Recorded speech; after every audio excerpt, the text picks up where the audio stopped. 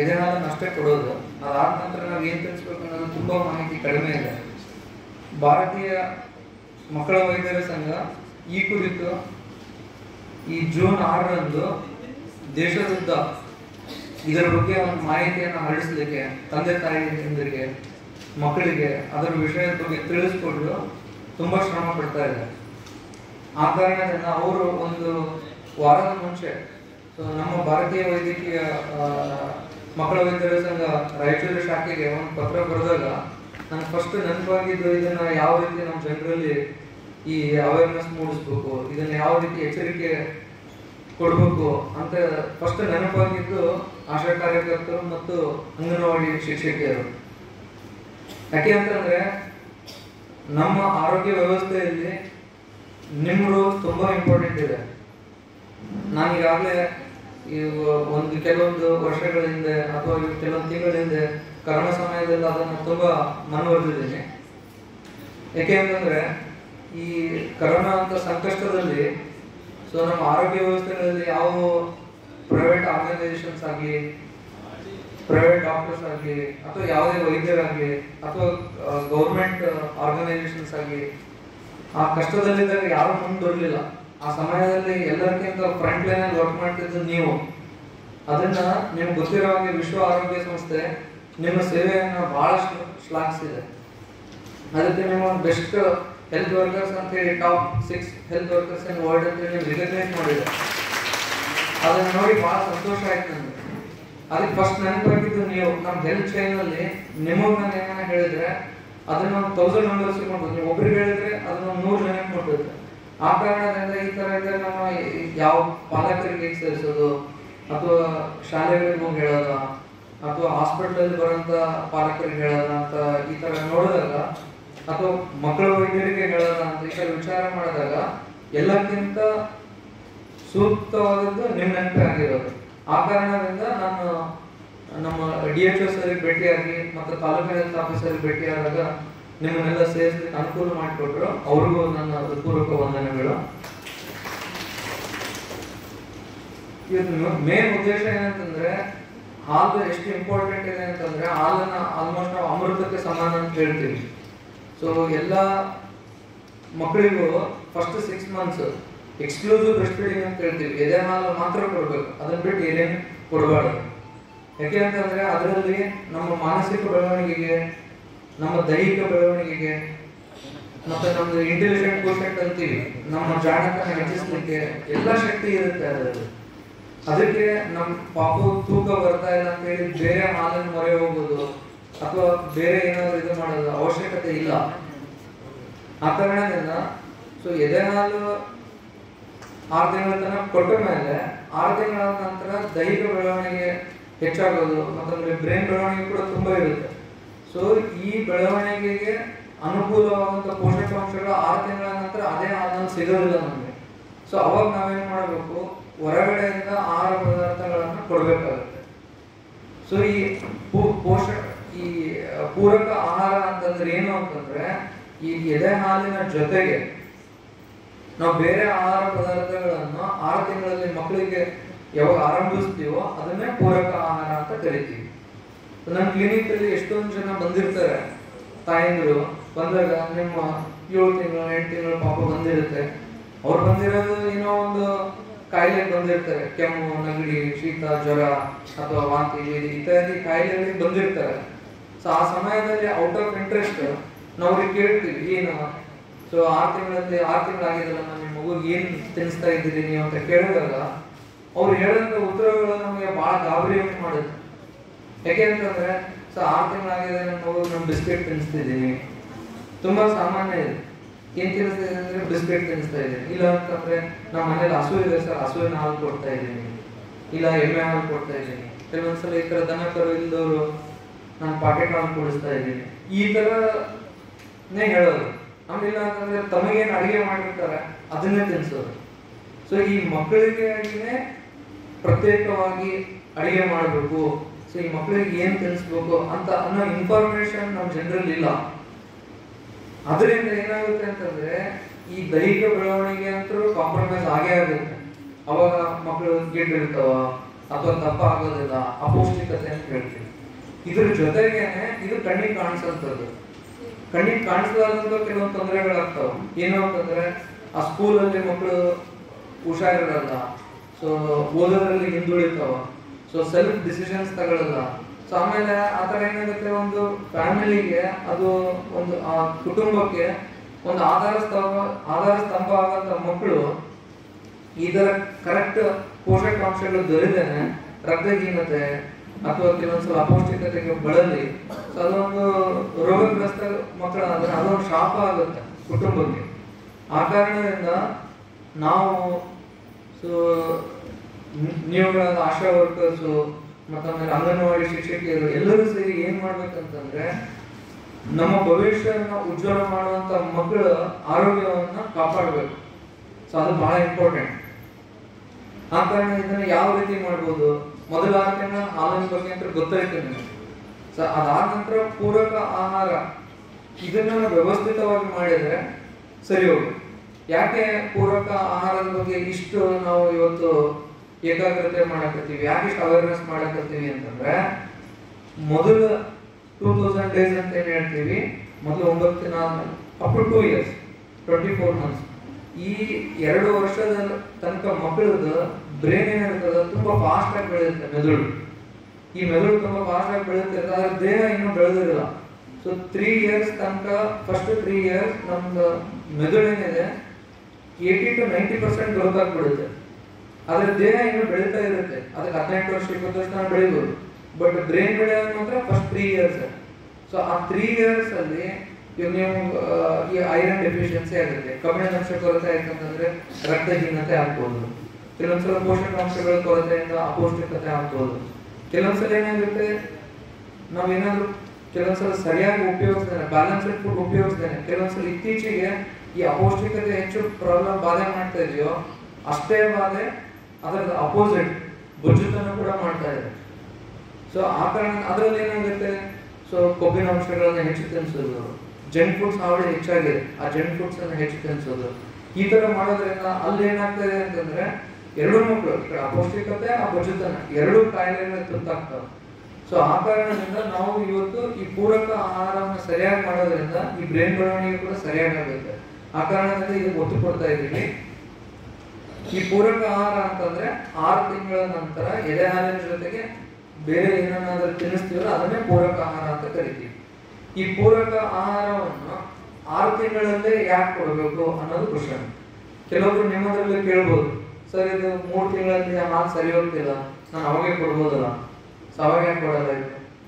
ಕೆಲವೊಬ್ರು ಕೇಳ್ಬೋದು, ಹಾಲು ಚೆನ್ನಾಗಿ ಬರ್ತಾ ಇದೆ ಸರ್ ನನಗೆ, ಆ ಕಾರಣ ನಾನು 9 ತಿಂಗಳಿಗೆ ಕೊಡ್ತೀನಿ, ಇಲ್ಲ ಅಥವಾ 12 ತಿಂಗಳಿಗೆ ಕೊಡ್ತೀನಿ ಅಂತ ಕೇಳ್ಬೋದು. ಯಾಕೆ ಅಂತಂದ್ರೆ ಅತಿ ವೇಗವಾಗಿ ನಾವು 6 ತಿಂಗಳ ಒಳಗಡೆ ಸ್ಟಾರ್ಟ್ ಮಾಡಿದ್ರೆ ಅದರಿಂದ ಮಕ್ಕಳಿಗೆ ಡೈಜೆಷನ್ ಆಗ್ಲಾರದೆ, ಸೊ ಅದು ಕೆಲವೊಂದ್ಸಲ ಇನ್ಫೆಕ್ಷನ್ ತುತ್ತಾಗಿ ಅವಾಗ ನಾವು ಏನಾಗ್ಬೋದು, ಅದರಿಂದ ವಾಂತಿ, ಬೇದಿ, ನ್ಯೂಮೋನಿಯಾ ಅಂತ ಕಾಯಿಲೆಗಳು ಕೂಡ ಬರ್ಬೋದು. ಕೆಲವೊಂದ್ಸಲ ಹಾಲು ತಗೊಳ್ಳೋದೇ ಅಪೌಷ್ಟಿಕತೆಗೂ ಈಡಾಗ್ಬೋದು. ಅದೇ ನಾವು ಲೇಟಾಗಿ ಸ್ಟಾರ್ಟ್ ಮಾಡಿದಾಗ ಏನಾಗುತ್ತೆ, ಮಕ್ಕಳಿಗೆ ಅವಾಗೂ ಕೂಡ ಅಪೌಷ್ಟಿಕತೆ ಆಗುತ್ತೆ. ಆಮೇಲೆ ಅದನ್ನ ನಾವು ವಿಳಂಬ ಮಾಡಿದಾಗ ಆ ಆಹಾರ ಪದಾರ್ಥಗಳನ್ನ ತಿರಸ್ಕರಿಸುತ್ತೆ ಮಗು. 6 ತಿಂಗಳಿಗೆ ಯಾಕೆ ಸ್ಟಾರ್ಟ್ ಮಾಡ್ಬೇಕು ಅನ್ನೋ ಕಾರಣಗಳನ್ನ ನೀವು ಅರಿತುಕೊಂಡ್ರೆ ಅದು ಗೊತ್ತಾಗುತ್ತೆ. ನೀವು ಎಷ್ಟೊಂದು ಜನ ಹೇಳ್ತಿರ್ತಾರೆ, 6 ತಿಂಗಳು ಆಗಿದೆ, ನನ್ನ ಮಗು ಬಾಯಲ್ಲಿ ಬೆರಳಿಡ್ತಾ ಇದೆ, ಅಥವಾ ಏನೋ ವಸ್ತುಗಳ ಸಂಪರ್ಕ ಬಂದದನ್ನೆಲ್ಲ ಬಾಯಲ್ಲಿ ಹಾಕಂತಿದೆ ಅಂತ ಹೇಳ್ತಿರಲ್ಲ, ಅದನ್ನೇ ನಾವು ಅಡ್ವಾಂಟೇಜ್ ಆಗಿ ಉಪಯೋಗಿಸ್ಕೋಬೇಕು. ಆ 6 ತಿಂಗಳ ಏಜಲ್ಲಿ ಮಕ್ಕಳು ಸೊ ಬೇರೆ ಬೇರೆ ವಸ್ತುಗಳನ್ನ ಬಾಯಲ್ಲಿ ಇಟ್ಕೊಳ್ಳೋದು ಅಥವಾ ಕಚ್ಚೋ ಅಭ್ಯಾಸ ಆಗೋದು, ಕೆಲವೊಂದ್ಸಲ ಏನಾಗುತ್ತೆ ನಾಲಿಗೆ ಚೆನ್ನಾಗಿ ಹೊರಳ್ತಿರುತ್ತೆ ಅವಾಗ ಅದು ಮಿಕ್ಸ್ ಮಾಡ್ಲಿಕ್ಕೆ, ಅದು ಆಗೋದು. ಆಮೇಲೆ 6 ತಿಂಗಳು 7 ತಿಂಗಳಲ್ಲಿ ಈ ಧಾನ್ಯಗಳನ್ನು ಅಥವಾ ಈ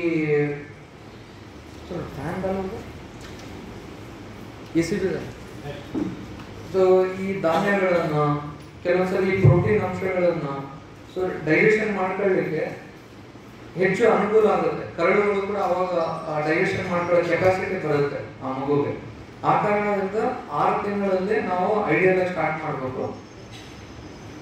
ಆ 6 ತಿಂಗಳಲ್ಲಿ ನಾವು ಏನೋ ವಿಳಂಬ ಮಾಡಿದ್ರೆ ಮುಂದೆ ನಾವು ಊಟ ಕೊಡ್ಲಿಕ್ಕೆ ತುಂಬಾ ಕಷ್ಟ ಆಗುತ್ತೆ. ನೀವು ಫೀಲ್ಡ್ ವರ್ಕಿಗೆ ಹೋಗೋದು ನೋಡಿರ್ತೀರಿ. ಸೊ ಮಕ್ಕಳು ಅಪೌಷ್ಟಿಕತೆಯಿಂದ ಬಳಲ್ತಂತ ಮಕ್ಕಳು ತಾಯಿ ಹೇಳ್ತಿರ್ತಾರೆ, ನಾವೆಲ್ಲ ಮಾಡ್ತೀವಿ ತಿನ್ನಲ್ಲ. ಯಾಕೆ ತಿನ್ನಲ್ಲ ಅಂತಂದ್ರೆ ನಾವು ಕರೆಕ್ಟ್ ಟೈಮಲ್ಲಿ ಸ್ಟಾರ್ಟ್ ಮಾಡಿಲ್ಲ ಆ ಮಗುಗೆ, ಆ ಕಾರಣದಿಂದ ಅದು ರೆಫ್ಯೂಸ್ ಮಾಡಕ್ಕೆ ಸ್ಟಾರ್ಟ್ ಆಗುತ್ತೆ. ಆಮೇಲೆ ಇನ್ನೊಂದು ತುಂಬಾ ಸಾಮಾನ್ಯವಾದ ಸಮಸ್ಯೆ ಏನು ಅಂತಂದ್ರೆ, ಈ ಪೂರಕ ಆಹಾರವನ್ನು ಕೊಡ್ಬೇಕಾದಾಗ ತುಂಬಾ ತಾಂದ್ರೆ ಏನ್ ಹೇಳ್ತಾರೆ, ಇದು ಕೊಟ್ಟಾಗ ನಮ್ಮ ಮಗುಗೆ ಬೇದಿ ಆಗುತ್ತೆ, ಇದನ್ನ ತಗೊಳ್ಳೋದಿಲ್ಲ, ನುಂಗಲ್ಲ, ಉಗುಳುತ್ತೆ, ಈ ತರ ಸಾಮಾನ್ಯವಾಗಿ ಕೇಳಿರ್ತೀರಿ ನೀವು. ಇದಕ್ಕೆ ಪ್ರಮುಖ ಕಾರಣ ಏನು ಅಂತಂದ್ರೆ ಅವರಿಗೆ ಪೇಷನ್ಸ್ ಇಲ್ಲ. ಆ ಪೇಷನ್ಸ್ ಇದ್ದಾಗ ಅದನ್ನ ನಾವು ಹೋಗ್ಲಾಡ್ಬೋದು. ಇವಾಗ ಸಪೋಸ್ ನೀವು ಒಂದು ಅಕ್ಕಿ ಗಂಜಿನ ಸ್ಟಾರ್ಟ್ ಮಾಡಿದ್ರೆ ಅಂತ ಹೇಳ್ಬೇಡಿ, ಈ ಅಕ್ಕಿ ಗಂಜಿನ ಆರಂಭ ಮಾಡಿದಾಗ ಮಕ್ಕಳಿಗೆ ಆ ಅಕ್ಕಿ ಗಂಜಿ ಅಂತದ್ದು ಗೊತ್ತಾಗ್ಲಿಕ್ಕೇನೆ ಮಗುವಿಗೆ ಒಂದು 8 ರಿಂದ 10 ದಿನ ತಗೊಳುತ್ತೆ. ಸೊ ಆ 10 ದಿನದಲ್ಲಿ ತಂದೆ ತಾಯಿ ಏನ್ ಮಾಡ್ತಾರೆ ಅಂತಂದ್ರೆ ಈ ಗಂಜಿನ, ಸೊ ಅದಕ್ಕೆ ಈ ತರ ಗಂಜಿ ಮಾಡಿದ್ರೆ ತಿನ್ನಲ್ಲ, ಅದಕ್ಕೆ ನಾವು ಉಪ್ಪು ಬೆರೆಸ್ತದೋ ಅಥವಾ ಅದಕ್ಕೆ ಸಕ್ಕರೆ ಹಾಕೋದು, ಇಲ್ಲ ಅಂತಂದ್ರೆ ಅಕ್ಕಿ ಗಂಜಿ ಇದಕ್ಕೆ ಒಗ್ಗದಿಲ್ಲ ಅಂತ ಹೇಳಿ ಅವಾಗ ತಕ್ಷಣ ಬದಲಿ ಮಾಡ್ಬಿಡೋದು. ಸೊ ಆಮೇಲೆ ರಾಗಿ ಗಂಜಿ ಕೊಡೋದು. ಈ ತರ ವಿಧ ವಿಧವಾದ ಆಹಾರ ಪದಾರ್ಥಗಳನ್ನ ಒಂದೇ ಸಮಯದಲ್ಲಿ ನೀವು ಎಲ್ಲರಿಗೂ ಎಕ್ಸ್ಪೋಸ್ ಮಾಡಿದ್ರೆ ಆ ಮಗು ಯಾವುದನ್ನ ತಗೊಳ್ಳೋದು, ಎಲ್ಲರನ್ನೂ ತಿರಸ್ಕಾರ ಮಾಡೋದು. ಅದಕ್ಕೆ ಒಂದು ಫುಡ್ಡಿಗೆ ನಾವು ಒಂದು ಐಟಮ್ಗೆ ಈ ಅಕ್ಕಿ ಆಗಿರ್ಬೋದು, ರಾಗಿ ಆಗಿರ್ಬೋದು, ಗೋಧಿ ಆಗಿರ್ಬೋದು, ಹೆಸರು ಬೇಳೆ ಇರ್ಬೋದು, ಸಪ್ಪನ ಬೇಳೆ ಇರ್ಬೋದು, ಸೊ ತೊಗರಿ ಬೇಳೆ ಇರ್ಬೋದು, ಹೂರ್ಣ ಇರ್ಬೋದು, ಏನೇ ಇರಲಿ, ಸೊ ಇವು ಯಾವುದಕ್ಕೆ ಆಗಲಿ ಸೂಕ್ತವಾದ ಸಮಯವನ್ನು ಕೊಡಬೇಕು. ಆ ಸೂಕ್ತವಾದ ಸಮಯವನ್ನು ಕೊಟ್ರೆ ಅವಾಗ ಆ ಮಗುಗೆ ಅದು ತಿನ್ಬೇಕು ಅಂತ ಅನ್ಸುತ್ತೆ. ಆ ಕಾರಣದಿಂದ ಸೊ ಇದರಲ್ಲಿ ಸೂಕ್ತವಾದ ಸಮಯನ ಕೊಡಲಾರದೆ ಒಂದು ಸಮಸ್ಯೆ. ಇವಾಗ ಈ ಪೂರಕ ಆಹಾರದಲ್ಲಿ ಏನನ್ನ ಉಪಯೋಗಿಸ್ಬೇಕು ಅನ್ನೋದ್ರ ಬಗ್ಗೆ ಸ್ವಲ್ಪ ಮಾಹಿತಿ ಕೊಡ್ತೀನಿ. ಸೊ ನಾವು ಈ ಪೂರಕ ಆಹಾರದಲ್ಲಿ 8 ಸಮೂಹ ಮಾಡ್ತೀವಿ.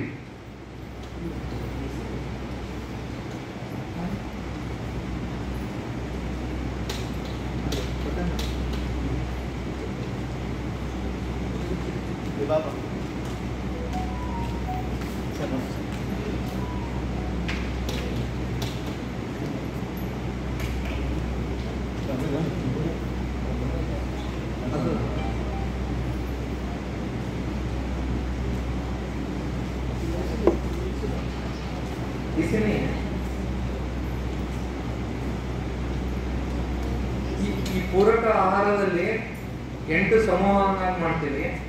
ಆ 8 ಸಮೂಹವನ್ನು ಏನಂತ ಫಸ್ಟ್ ತಿಳಿಸ್ತೀನಿ. ಸೊ ಮೊದಲನೇ ಸಮೂಹ ಅಂತಂದ್ರೆ ಈ ಏಕದಳ ಧಾನ್ಯಗಳು ಇರ್ತವೆ. ಏಕದಳ ಧಾನ್ಯಗಳು ಮತ್ತೆ ಗಡ್ಡೆ ಗೆಣಸುಗಳು, ಅದ್ರಲ್ಲಿ ಆಲೂಗಡ್ಡೆ ಇರ್ಬೋದು, ಗೆಣಸು ಇರ್ಬೋದು. ಸೊ ಏಕದಳ ಧಾನ್ಯಗಳು ಅಂದ್ರೆ ಯಾವುದು? ಅಕ್ಕಿ, ರಾಗಿ, ಗೋಧಿ, ಸೊ ಸಜ್ಜೆ, ಇವೆಲ್ಲ ಏಕದಳ ಧಾನ್ಯಗಳು. ಸೊ ಇದನ್ನ ನಿಮ್ಗೆ ಗೊತ್ತಿರುತ್ತೆ. ಇದನ್ನ ಕೆಲವೊಂದ್ಸಲ ನಾವು ನೆನೆಸಿ ಅದನ್ನ ಪುಡಿ ಮಾಡಿರ್ತೀವಿ, ಕೆಲವೊಂದ್ಸಲ ಇವು ರಾಗಿ ಅಂತ ನಾವು ಹುರಿದು ಪುಡಿ ಮಾಡಿರ್ತೀವಿ, ಅದನ್ನ ಗಂಜಿ ರೂಪದಲ್ಲಿ ಮಾಡ್ಬೋದು.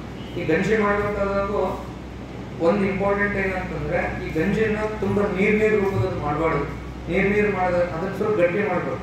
ಆ ಸ್ಪೂನಲ್ಲಿ ನಾವೇನು ಈ ತರ ಗಂಜಿ ಮಾಡಿರ್ತೀವಿ, ಅದು ಮಾಡಿದಾಗ ಈ ತರ ಟಿಲ್ಟ್ ಮಾಡಿದಾಗ ಅದು ಸೋರ್ಬಾರ್ದು, ಅದರಲ್ಲಿ ಹಿಡಿದಿರ್ಬೇಕು. ಅಂದ್ರೆ ಅದು ಯೋಗ್ಯ, ಮಕ್ಕಳಿಗೂ ಅದನ್ನ ತಿನ್ಲಿಕ್ಕೆ ಆನಂದ ಪಡ್ತಾವ. ಇದು ಇಂಪಾರ್ಟೆಂಟ್. ತುಂಬಾ ನೀರ್ ಮಾಡಿದಾಗ ಏನಾಗುತ್ತೆ, ಅದರಲ್ಲಿ ಹೊಟ್ಟೆ ಬೇಗ ತುಂಬಿ ಬಿಡುತ್ತೆ, ನ್ಯೂಟ್ರಿಷನ್ ಕಡಿಮೆ ಆಗುತ್ತೆ, ಆಮೇಲೆ ವಾಮಿಟಿಂಗು ಮಾಡ್ಬೋದು. ಆ ಕಾರಣದಿಂದ ತುಂಬಾ ನೀರ್ ಮಾಡಬಾರ್ದು ಇದರಲ್ಲಿ. ಸೊ ಇದರಲ್ಲಿ ಮೊದಲನೇ ಡೊಮೇನ್ ಇದು. ಇದಕ್ಕೆ ಮೊದಲನೇ ಸಮೂಹ. ಅದ್ರಲ್ಲಿ ಯಾವ್ದು ಬರುತ್ತೆ? ಏಕದಳ ಧಾನ್ಯ ಬರುತ್ತೆ, ಮತ್ತೆ ಗಡ್ಡೆ ಗೆಣಸುಗಳು ಬರುತ್ತೆ. ಎರಡನೇ ಸಮೂಹ ಏನು ಅಂತಂದ್ರೆ, ಎರಡನೇ ಸಮೂಹದಲ್ಲಿ ಈ ದ್ವಿದಳ ಧಾನ್ಯಗಳು ಬರ್ತಾವ. ದ್ವಿದಳ ಧಾನ್ಯಗಳು ಯಾವ್ಯಾವ ನಿಮ್ಗೆ ಗೊತ್ತಿರುತ್ತೆ. ಹೆಸರು ಬೇಳೆ ಇದೆ, ಕಡಲೆ ಬೇಳೆ ಇದೆ, ತೊಗರಿ ಬೇಳೆ ಇದೆ. ಅದ್ರ ಜೊತೆಗೆ ಕೆಲವೊಂದ್ಸಲ ಗೋಡಂಬಿ ಬರ್ಬೋದು, ಆಮೇಲೆ ಬಾದಾಮಿ ಬರ್ಬೋದು, ನಟ್ಸ್ ಅಂತ ಹೇಳ್ತೀವಿ. ಸೊ ಆ ತರ ಬೀಜಗಳು ಬರ್ತಾವೆ, ಶೇಂಗಾನು ಬರ್ಬೋದು. ಸೊ ಇವೆಲ್ಲ ಎರಡನೇ ಡೊಮೇನ್. ಮೂರನೇ ಡೊಮೇನ್ ಅಂತಂದ್ರೆ ಹಾಲಿನ ಉತ್ಪನ್ನಗಳು. ಹಾಲಿನ ಉತ್ಪನ್ನಗಳು. ಸೊ ಇದರಲ್ಲಿ ಒಂದು ವಿಷಯ ಸ್ವಲ್ಪ ಡಿಟೇಲ್ ಆಗಿ ಹೇಳ್ತೀನಿ. ನಿಮಗೂ ಗೊತ್ತಿರುತ್ತೆ, ಎಷ್ಟೊಂದು ಜನ ಈ ಹಾಲು ಕಡಿಮೆ ಆದಾಗ ನಾವು ಹಾಲಿನಿಂದನೇ ರಿಪ್ಲೇಸ್ ಮಾಡ್ಬೇಕು ಅನ್ನೋದು ತುಂಬಾ ವಾಡಿಕೆ. ಅದು ಸರಿ ಅಲ್ಲ. ಹಾಲು ಕಡಿಮೆ ಆದಾಗ ಹಾಲಿನಿಂದನೇ ರಿಪ್ಲೇಸ್ ಮಾಡೋದು ಬೇಕಾಗಿಲ್ಲ. ಎದಕ್ಕಂತಂದ್ರೆ ಒಂದು ಎಕ್ಸಾಂಪಲ್ ಹೇಳಿದ್ ನಿಮಗೆ ಅರ್ಥ ಆಗೋ ರೀತಿಯಲ್ಲಿ ಹೇಳೋದಾದ್ರೆ, ಈ ಆಕಳು ಅಥವಾ ದನ ಕರುಗಳು ಬೆಳೆಯೋಕೆ ಕ್ಯಾಲ್ಸಿಯಂ ಎಷ್ಟು ಬೇಕು, ನಮ್ಮ ಮಕ್ಕಳು ಬೆಳೆಯೋ ಕ್ಯಾಲ್ಸಿಯಂ ಎಷ್ಟು ಅಜಗಜಾಂತರ ವ್ಯತ್ಯಾಸ ಇದೆ. ಸೊ ಅದು ಹಸುವಿನ ಹಾಲು ಆಯ್ತು ಅಥವಾ ಇದು ಎಮ್ಮೆ ಹಾಲು ಆಯ್ತು, ಅದು ತನ್ನ ಮಕ್ಕಳಿಗೆ ಬೆಳೆಸ್ಬೇಕಿರೋಂಥ ಹಾಲದು, ಅದು ತುಂಬಾ ಕ್ಯಾಲ್ಸಿಯಂ ಜಾಸ್ತಿ ಇರುತ್ತೆ, ಅದರಲ್ಲಿ ಲವಣಾಂಶಗಳು ಕೂಡ ಹೆಚ್ಚಿರ್ತಾವೆ. ಆ ಪ್ರಪೋರ್ಷನ್ ನಮ್ಮ ಮಕ್ಕಳಿಗೆ ಯೋಗ್ಯ ಅಲ್ಲ ಅದು. ಆ ಕಾರಣದಿಂದ ಆ ಸಮಯದಲ್ಲಿ ನಾವು ಅತಿ ಹೆಚ್ಚಿರುವಂಥದ್ದು ಕೊಟ್ರೆ ಅದರಿಂದನೇ ಕೆಲವೊಂದು ಸಮಸ್ಯೆಗಳಾಗ್ತಾವೆ. ಆ ಕಾರಣದಿಂದ ಹಾಲನ್ನು ಜಾಸ್ತಿ ಬಳಸೋದನ್ನೇ ಹಾಲಿನ ಉತ್ಪನ್ನಗಳನ್ನ ಬಳಸ್ಬೋದು. ಅದಕ್ಕೆ ಹಾಲಿಗಿಂತ ಹಾಲಿನ ಉತ್ಪನ್ನಗಳು ಶ್ರೇಷ್ಠ. ಹಾಲಿನ ಉತ್ಪನ್ನಗಳು ಯಾವ್ಯಾವ ಬಳಸ್ಬೋದು, ಈ ಮೂರನೇ ಸಮುದಾಯದಲ್ಲಿ ಬರುವಂತ ಹಾಲಿನ ಉತ್ಪನ್ನಗಳು ಯಾವುವು? ಅದು ಮೊಸರು ಇರ್ಬೋದು, ತುಪ್ಪ ಇರ್ಬೋದು, ಬೆಣ್ಣೆ ಇರ್ಬೋದು, ಸೊ ಪನ್ನೀರ್ ಅಂತ ಸಿಗುತ್ತೆ, ಈ ಪನ್ನೀರ್ ಇರ್ಬೋದು. ಸೊ ಈ ಎಲ್ಲ ಹಾಲಿನ ಉತ್ಪನ್ನಗಳೇನಿದಾವೆ, ಸೊ ಇವು ಮೂರನೇ ಡೊಮೇನ್ ಅಲ್ಲಿ ಬರುತ್ತೆ. ಈ ನಾಲ್ಕನೇ ಸಮುದಾಯದಲ್ಲಿ ಯಾವ್ದು ಬರುತ್ತೆ ಅಂತಂದ್ರೆ ಈ ನಾನ್ ವೆಜಿಟೇರಿಯನ್ ಫುಡ್ಸ್ ಇರ್ತಾವ. ಸೊ ಅದು ಮೀನ್ ಇರ್ಬೋದು, ಕೋಳಿ ಮಾಂಸ ಇರ್ಬೋದು. ಸೊ ಇವೆಲ್ಲ ನಾಲ್ಕನೇ ಡೊಮೇನ್ ಅಲ್ಲಿ ಬರ್ತಾವ. ಐದನೇ ಡೊಮೇನ್ ಅಲ್ಲಿ ಯಾವ್ದು ಬರುತ್ತೆ ಅಂತಂದ್ರೆ ಈ ಮೊಟ್ಟೆ, ಈ ಬೇಯಿಸಿದ ಮೊಟ್ಟೆ ಐದನೇ ಡೊಮೇನ್ ಅಲ್ಲಿ ಬರುತ್ತೆ. ಸೊ ಆರನೇ ಡೊಮೇನ್ ಅಲ್ಲಿ ಯಾವ್ದು ಬರುತ್ತೆ ಅಂತಂದ್ರೆ ಈ ವಿಟಮಿನ್ ಎ ಹೆಚ್ಚಿರಂತ ತರಕಾರಿಗಳು ಅಥವಾ ಹಣ್ಣುಗಳು, ಅದಕ್ಕೆ ಪಪಾಯ ಬರ್ಬೋದು, ಅಥವಾ ಈ ಮೋಸಂಬಿ ಬರ್ಬೋದು, ಕಿತ್ತಳೆ ಹಣ್ಣು ಬರ್ಬೋದು, ಸೊ ಅಥವಾ ಈ ಪಾಲಕ್ ಇರ್ಬೋದು. ಸೊ ಇವೆಲ್ಲ vitamin A rich foods. So ಈ ವಿಟಮಿನ್ ಎ ರಿಚ್ ಇರೋದೆಲ್ಲ ಆರನೇ ಸಮುದಾಯದಲ್ಲಿ ಬರುತ್ತೆ. ಏಳನೇ ಸಮುದಾಯದಲ್ಲಿ ಯಾವ್ದು ಬರುತ್ತೆ ಅಂತಂದ್ರೆ ಹಣ್ಣು ತರಕಾರಿಗಳು ಬರ್ತವೆ. ಎಂಟನೇದು ತಾಯಿ ಹಾಲನ್ನು ಕಂಟಿನ್ಯೂ ಮಾಡ್ಬೇಕು. ಸೊ ಅದು ಕೂಡ ಇದನ್ನು ಕಂಟಿನ್ಯೂ ಮಾಡ್ಬೇಕು. ಸೊ ಈ 8 ಸಮುದಾಯಗಳಲ್ಲಿ 5ಕ್ಕಿಂತ ಏನಾದ್ರೂ ಕಡಿಮೆ ಇದ್ರೆ ಸೊ ಆ ಮಗು ಅಪೌಷ್ಟಿಕತೆ ಆಗೋ ಚಾನ್ಸಸ್ ಹೆಚ್ಚು. ಆ ಕಾರಣದಿಂದ ನಾವು ಮಕ್ಕಳು ಪೂರಕ ಆಹಾರದಲ್ಲಿ ಈ 5 ಡೊಮೈನ್ಗಿಂತ ಹೆಚ್ಚಿರಬೇಕು.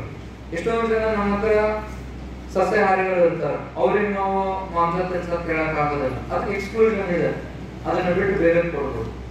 ಎಷ್ಟೊಂದು ಜನ ಕೆಲಸ ಮೊಟ್ಟೆ ತಿನ್ನಲ್ಲ, ಅಲರ್ಜಿ ಇರ್ಬೋದು, ಆ ಟೈಮಲ್ಲಿ ಬಿಟ್ಟು ಮಿಕ್ಕಿದ 8 ಇದಾವೆ ಅದರಲ್ಲಿ. ಆ ಕಾರಣದಿಂದ ಈ 8 ಡೊಮೈನ್ಗಳು ಇಂಪಾರ್ಟೆಂಟ್. ಸೊ ಈ 8 ಡೊಮೈನ್ಗಳು ನಿಮ್ಮದ್ರಲ್ಲಿ ಯಾರಿಗಾದ್ರೂ ಅರ್ಥ ಆಗಿಲ್ಲ ಅಂತಂದ್ರೆ ಇನ್ನೊಂದ್ಸಲ ಬೇಕಂದ್ರೆ ಹೇಳಿ. ನಿಮ್ಮಲ್ಲಿ ಯಾರಾದ್ರೂ ಹೇಳಕ್ ಬಯಸ್ತೀರಾ 8 ಡೊಮೈನ್ಗಳು ಯಾವಾಗ ಹೇಳಿದೆ ಅಂತ?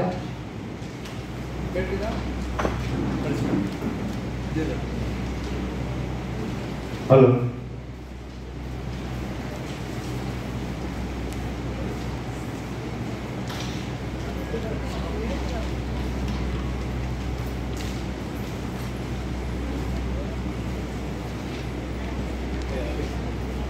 ಯಾರಾದ್ರೂ ಹೇಳ್ತೀರಮ್ಮ? ನೀವು ತಪ್ಪಿದ್ರೆ ಇನ್ನೊಂದ್ಸಲ ಹೇಳ್ತೀವಿ. ಡಿಸ್ಕಷನ್ ಏನು ಇದರಲ್ಲಿ ನನಗೆ ಸ್ವಭಾವ ಬೇಡ, ಹೇಳ್ಬೇಕು. ನಿಮ್ಮಿಂದ ಹೇಳಿದಾಗ ಇನ್ನೊಬ್ರಿಗೆ ಅದು ಬೇಗ ಅರ್ಥ ಆಗಲ್ಲ. ಒಬ್ರು ಯಾರಾದ್ರೂ ಧೈರ್ಯ ಮಾಡಿ ಹೇಳಿ, ಏನು ತೊಂದರೆ ಇಲ್ಲ. ಇದೇನು ಕ್ಲಾಸ್ ಅಲ್ಲ, ಸ್ಕೂಲ್ ಅಲ್ಲ, ಏನಲ್ಲ. ನಾನು ನಿಮ್ ತರ ಸೊ ಆರೋಗ್ಯ ವ್ಯವಸ್ಥೆ ಕೆಲಸ ಮಾಡೋಣ, ನಾ ಡೈರೆಕ್ಟ್ ಪೇಷಂಟ್ ನೋಡ್ತೀನಿ, ನೀವು ಇದು ಮಾಡ್ತೀರಿ. ಅದಕ್ಕೆ ಒಂದು ಮಾತು ಹೇಳಕ್ ಬಂತು, ಎಷ್ಟೋ ಹೇಳ್ತೀರಮ್ಮ? ಹೇಳಿ. ನಮಸ್ತೆ ಸರ್. ಇವೆಲ್ಲ ಆಲ್ಮೋಸ್ಟ್ ಮಕ್ಕಳಿಗೆ ನಾವು ಹೇಳಬೇಕಾಗಿರೋ ಅವಶ್ಯಕತೆ ಎಲ್ಲ ಅವಶ್ಯಕತೆ ಇದೆ ಸರ್. ಇದಕ್ಕೆ ಅದರಲ್ಲಿ ಸ್ವಲ್ಪ ಪನ್ನೀರ್ ಆ ಮಕ್ಕಳು ಅರಗಿಸ್ಬಹುದಾ ಅಂತ ಅರಗಿಸ್ಕೋಬಹುದು. ಕೊಡೋ ರೀತಿ ಏನಿರುತ್ತಲ್ಲ ಅದು ಇಂಪಾರ್ಟೆಂಟ್. ಅದನ್ನ ನಾವು ನುಂಗೋ ರೀತಿಯಲ್ಲಿ ಕೊಡ್ಬೇಕು.